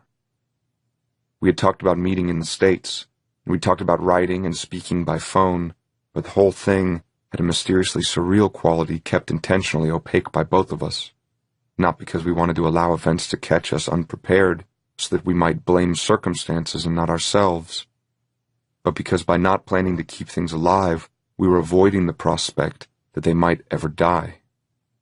We'd come to Rome in the same spirit of avoidance. Rome was a final bash before school, and travel took us away, just a way of putting things off and extending the party long past closing time. Perhaps without thinking, we had taken more than a brief vacation.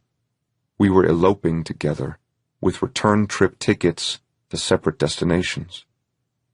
Perhaps it was his gift to me. Perhaps it was my father's gift to the two of us.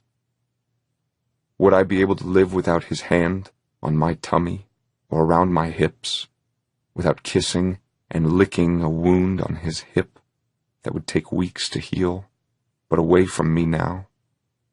Whom else would I ever be able to call by my name? There would be others, of course, and others after others, but calling them by my name in a moment of passion would feel like a derived thrill, an affectation.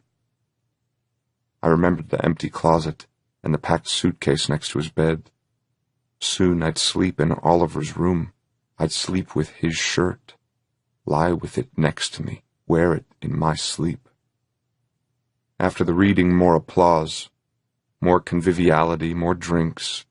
Soon it was time to close the store. I remembered Marzia when a bookstore in B was closing. How far, how different, how thoroughly unreal she'd become. Someone said we should all head out and go to dinner together. There were about 30 of us. Someone else suggested a restaurant on Lake Albano. A restaurant overlooking a starlit night sprang to my attention, like something out of an illuminated manuscript from the late Middle Ages. No, too far, someone said. Yes, but the lights on the lake at night. The lights on the lake will have to wait for another time. Why not somewhere on Via Cassia? Yes, but that didn't solve the problem of the cars. There weren't enough of them. Sure, there were enough cars. And if we had to sit on top of each other's lap for a little while, would anyone mind? No, of course not. Especially if I get to sit between these two beauties. Yes, but what if Falstaff were to sit on the two beauties?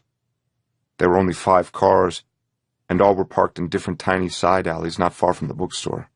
Because we could not depart in mass, we were to reconvene somewhere by Ponte Milvio. Somewhere there at Via Cassia, to the trattoria whose precise whereabouts someone, but no one else, knew. We arrived more than 45 minutes later, more than the time needed to reach distant Albano, where the lights on the lake at night. The place was a large alfresco trattoria with checkered tablecloths and mosquito candles spread out sparely among the diners. By now it must have been 11 o'clock. The air was still very damp. You could see it on our faces, on our clothes. We looked limp and soggy. Even the tablecloths felt limp and soggy. But the restaurant was on a hill, and occasionally a breathless draught would sough through the trees, signifying that tomorrow it would rain again, but that the mugginess would remain unchanged. The waitress, a woman nearing her 60s, made a quick count of how many we were and asked the help to set the tables in a double-sided horseshoe, which was instantly done. Then she told us what we were going to eat and drink. Thank God we didn't have to decide, because with him deciding what to eat, said the poet's wife, we'd be there for another hour, and by then they'd be out of food in the kitchen. She ran down a long list of antipasti, which materialized no sooner than invoked, followed by bread, wine, mineral water, frizzante and naturale. Simple fare, she explained. Simple is what we want, echoed the publisher. This year, we're in the red again. Once again, a toast to the poet, to the publisher, to the store owner, to the wife, the daughters. Who else? Laughter and good fellowship. Ada made a small improvised speech. Well, not so improvised, she conceded. Falstaff and the toucan admitted to having a hand in it. The tortellini and cream sauce arrived more than an hour and a half later. By then I'd decided not to drink wine because the 2 Scotch whiskies gulped down in a rush were only now starting to have their full effect. The 3 sisters were sitting between us, and everyone on our bench was sitting pressed together. Heaven. Second course much later. Pot roast, peas, salad, then cheeses. One thing led to another, and we began speaking of Bangkok. Everyone is beautiful, but beautiful in an exceptionally hybrid, crossbred manner, which is why I wanted to go there, said the poet.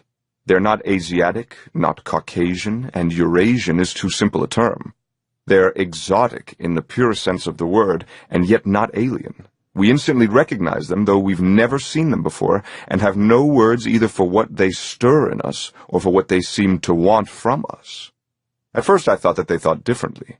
Then I realized they felt things differently. Then that they were unspeakably sweet, sweet as you can't imagine anyone being sweet here. Oh, we can be kind, and we can be caring, and we can be very, very warm in our sunny, passionate Mediterranean way, but they were sweet. Selflessly sweet, sweet in their hearts, sweet in their bodies, sweet without a touch of sorrow or malice, sweet like children, without irony or shame. I was ashamed of what I felt for them. This could be paradise, just as I'd fantasized. The 24-year-old night clerk of my rinky-dink hotel, who's wearing a visorless cap and has seen all types come and go, stares, and I stare back. His features are a girl's.